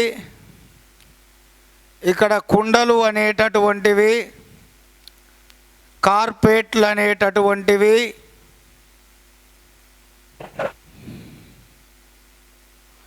యుద్ధ పరికరాలు, కత్తులు, నీటి పాత్రలు అనేటటువంటివి, ఇక్కడ సిల్క్ అనేటటువంటిది ముఖ్యమైనటువంటి మీరు ఇక్కడ చూస్తే క్లియర్గా అవపడుతుంది. సో ఇక్కడ వీళ్ళ కాలంలో చేతి ఉత్పత్తులకు ముఖ్యమైనటువంటి ఇతర వస్తు ఉత్పత్తులకు మరి బహుమని సుల్తాన్ల కాలంలో ప్రసిద్ధి చెందినటువంటి ప్రాంతాలు ఏమిటి, బహుమని సుల్తాన్ల కాలంలో ఏ వస్తువు ఏ ప్రాంతంలో ఉత్పత్తి అయ్యేది, ఆ ఉత్పత్తి అయ్యేది ఏ ప్రాంతంలో అవుతుందో అనేది దానికి సంబంధించినటువంటి సమాచారాన్ని మనం చూస్తున్నాం. మరి బహుమని సుల్తాన్ల కాలంలో ఇనుము, ఉక్కు అనేది మనకు మహారాష్ట్రలోని పైఠాన్ ప్రాంతం బాగా ప్రసిద్ధి చెందింది ఇనుము ఉక్కుకి. మరి ఇక్కడ కుండలకి మనకు బీదర్ ప్రాంతం అనేది ప్రసిద్ధి చెందింది కుండలకి. మరి కార్పెట్లకి వరంగల్ అనేది బాగా ప్రసిద్ధి చెందింది వరంగల్. మరి యుద్ధ పరికరాలు, కత్తులు, నీటి పాత్రలు అనేటటువంటి వాటికి ఇక్కడ మనకు భువనగిరి వస్తుంది, వరంగల్ వస్తుంది, అలాగే ఖమ్మం వస్తుంది. భువనగిరి, వరంగల్, ఖమ్మం, ఆదిలాబాద్. భువనగిరి, వరంగల్, ఖమ్మం, ఆదిలాబాద్ ఇవన్నీ కూడా ఇక్కడ యుద్ధ పరికరాలు, కత్తులు, నీటి పాత్రలకు సంబంధించినవి. ఇక్కడ మనకు సిల్క్ అనేది ఇక్కడ దౌలతాబాదు, అలాగే గుల్బర్గా. ఈ సిల్క్ అనేటటువంటి దానికి ముఖ్యమైనటువంటి ప్రాంతం దౌలతాబాదు, అలాగే గుల్బర్గా. యుద్ధ పరికరాలు, కార్పెట్లు, కుండలు, ఇనుము, ఉక్కు ఇవన్నీ కూడా అత్యంత ముఖ్యమైనటువంటి ఈ యొక్క బహుమని సుల్తాన్ల కాలం నాటి ముఖ్యమైనటువంటి వస్తు ఉత్పత్తులకు ప్రసిద్ధిగాంచిన ప్రాంతాలు. వీరి కాలంలో ముఖ్యమైన పరిశ్రమ తోలు పరిశ్రమ వరంగల్, సెకండ్ చేనేత వస్త్రాలకు సంబంధించినది, తర్వాత నౌకా పరిశ్రమ కూడా వీరికి అభివృద్ధి బాగా చెందిందని చెప్పవచ్చును. మరి ముఖ్యంగా వీరు ప్రధానంగా ఏ దేశాలతో వీరు వ్యాపారం చేశారు అయ్యా అంటే వీరు ప్రధానంగా చైనా, అరేబియా, అలాగే ఆఫ్రికా, ఐరోపా, అరేబియా, చైనా వంటి దేశాలతో, ఈ రెండు ఖండాలు, ఆఫ్రికా ఖండం, ఐరోపా, ఈ రెండు దేశాలు. సో ఆఫ్రికా ఖండం, ఐరోపా ఖండంలోని దేశాలతో, చైనా అరేబియా దేశాలతో వీరు, ఇక్కడ చైనా కాదు పర్షియా అని నోట్ చేసుకోండి, ఇక్కడ పర్షియా అరేబియా దేశాలతో, ఆఫ్రికా ఖండం ఐరోపా దేశాలతో, ఆఫ్రికా ఖండం ఐరోపా దేశాలలో ఏవైతే ఉన్నాయో ఖండాలలోని దేశాలు, ఆ రెండు ఖండాలలోని దేశాలతో మరియు పర్షియా అరేబియా దేశాలతో వీరు వ్యాపార సంబంధాలను ఎక్కువ స్థాయిలో కొనసాగించడం అనేది జరిగింది. వ్యాపార సంబంధాలను వీరు ఎక్కువ స్థాయిలో కొనసాగించడం జరిగింది. వర్తక వ్యాపారానికి వీరు బాగా ప్రాధాన్యతను ఇవ్వడం జరిగింది అన్నటువంటి విషయాన్ని కూడా మనం ఇక్కడ చూడవచ్చును మిత్రులారా. మరి ఇక్కడ అత్యంత కీలకంగా వీళ్ళ కాలంలో మరి ఆర్థిక పరిస్థితుల్లో మరి ఆర్థిక రంగానికి, వ్యాపార రంగానికి మొత్తానికి వెన్నుముక లాంటిది ఏంటిదంటే ద్రవ్యం లేనిది ఏదీ లేదు. కాబట్టి ఆ ద్రవ్యం అనేది నాణేల రూపంలో వీళ్ళ కాలంలో చలామణిలోకి వచ్చింది. ద్రవ్యం నాణేల రూపంలో వీళ్ళ కాలంలో చలామణిలోకి రావడం జరిగింది. ఇందులో వీరు ప్రధానంగా బంగారం, అలాగే వెండి, అలాగే రాగి, బంగారం, వెండి, రాగి వంటి లోహాలతో తయారు చేసిన నాణ్యాలను వీళ్ళు తయారు చేసి మరి వీరు ప్రాచుర్యంలోకి తీసుకొచ్చారు. ఇందులో అత్యంత కీలకంగా వీరు నాణ్యాలను తయారు చేసుకోవడానికి టంకశాలను ఏర్పాటు చేసుకున్నారు. అందులో ప్రధాన టంకశాలలు గుల్బర్గా, బీదర్లో ప్రధాన మింట్ అంటే టంకశాలలు ఇక్కడ ఏర్పాటు చేసుకున్నారు.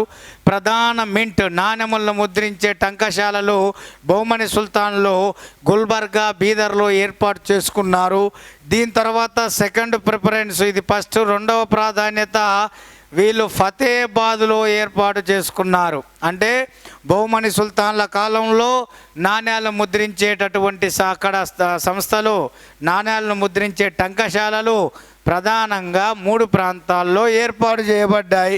మొదట గుల్బర్గా, బీదర్లో ఏర్పాటు చేయబడ్డది. అదే ప్రధాన టంకశాల కలిగిన ప్రాంతాలు గుల్బర్గా, బీదర్. రెండో ప్రాధాన్యతగా వీళ్ళు ఫతేబాద్లో వీరు ఏర్పాటు చేయడం అనేది జరిగింది. ఎక్కడ ఏర్పాటు చేయడం జరిగింది? ఫతేబాద్లో ఏర్పాటు చేయడం జరిగింది.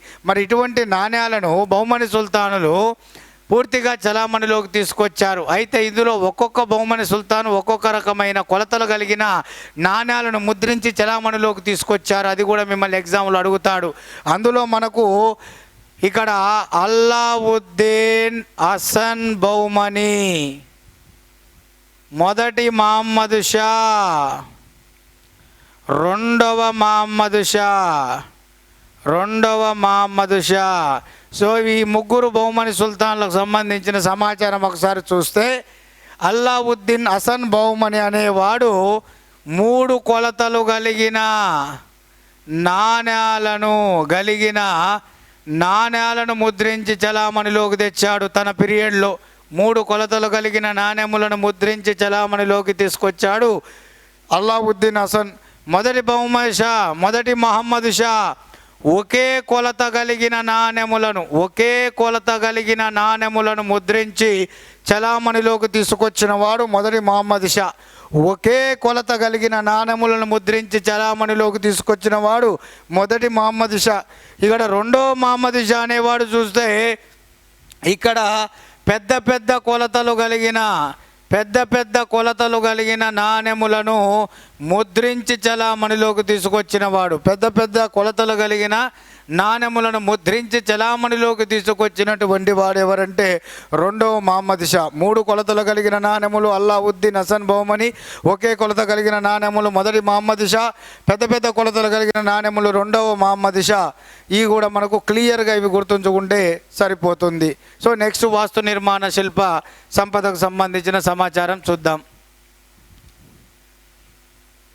సో ఇక్కడ వాస్తు శిల్ప సంపద మరి వీళ్ళ కాలంలో ప్రధానంగా ఇక్కడ కేటగిరీ చూసుకుంటే సమాధులు,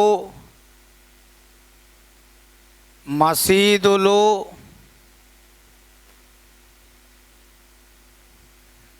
ఇతర నిర్మాణాలు, సమాధులు, మసీదులు, ఇతర నిర్మాణాలు. మరి ఈ సమాధుల్లో వీళ్ళు హిందూ శిల్పశైలిని మేళవించుకొని ఈ యొక్క బహుమని సుల్తాన్లు తమ యొక్క నిర్మాణాలను నిర్మించుకోవడం జరిగింది. ఢిల్లీ సుల్తాన్ లాగా ఇండో ఇస్లామిక్ ఇండో పర్షియన్ శైలి సేమ్ మన హిందూ శిల్పశైలిని కొంచెం వాడుకొని వాళ్ళ శిల్పశైలితో కలిపి వీళ్ళు ఇక్కడ తమ నిర్మాణాలకు జోడించుకొని తమ కొన్ని ముఖ్యమైనటువంటి సమాధులను, మసీదులను, ఇతర నిర్మాణాలను నిర్మించడం అనేది జరిగింది. మరి అందులో ప్రధానంగా చూస్తే ఇక్కడ మనకు సమాధులు ప్రకాశం ఇక్కడ చూడండి మిత్రులారా, జస్ట్ లుక్ ఎట్ దెమ్.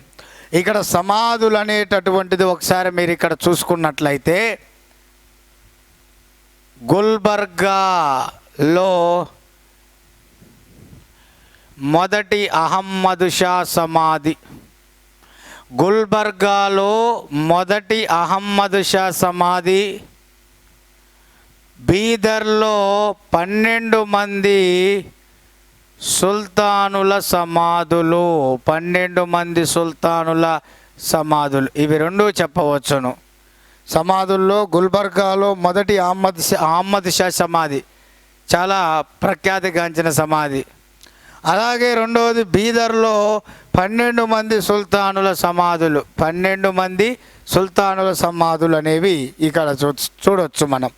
మరి ఇక్కడ మసీదుల్లో చూస్తే, మసీదుల్లో గుల్బర్గాలో జామీ మసీద్,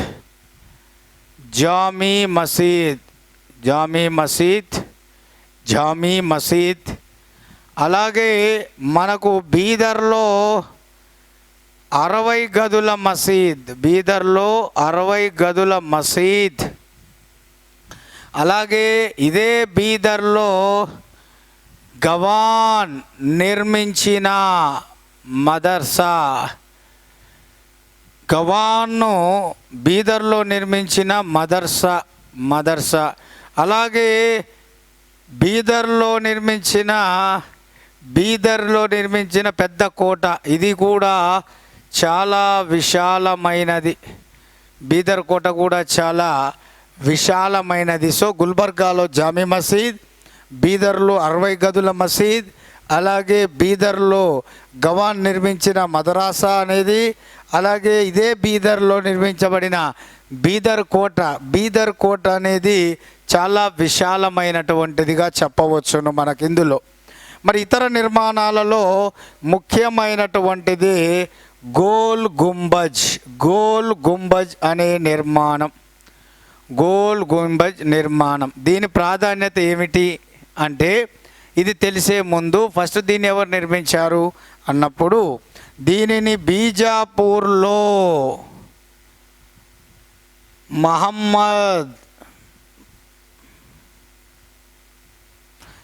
బీజార్లో గోల్ గుంబజ్ను బీజాపూర్లో మహమ్మద్ ఆదిల్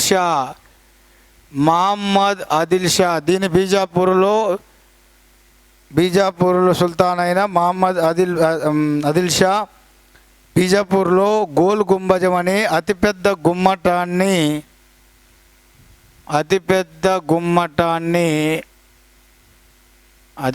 గుమ్మటం కలిగిన నిర్మాణం. బీజాపూర్లో మహమ్మద్ ఆదిల్ షా అతిపెద్ద గుమ్మటం కలిగిన నిర్మాణమైన గోల్ గుంబజ్ను నిర్మించాడు. ఇది ముఖ్యంగా ప్రపంచంలోనే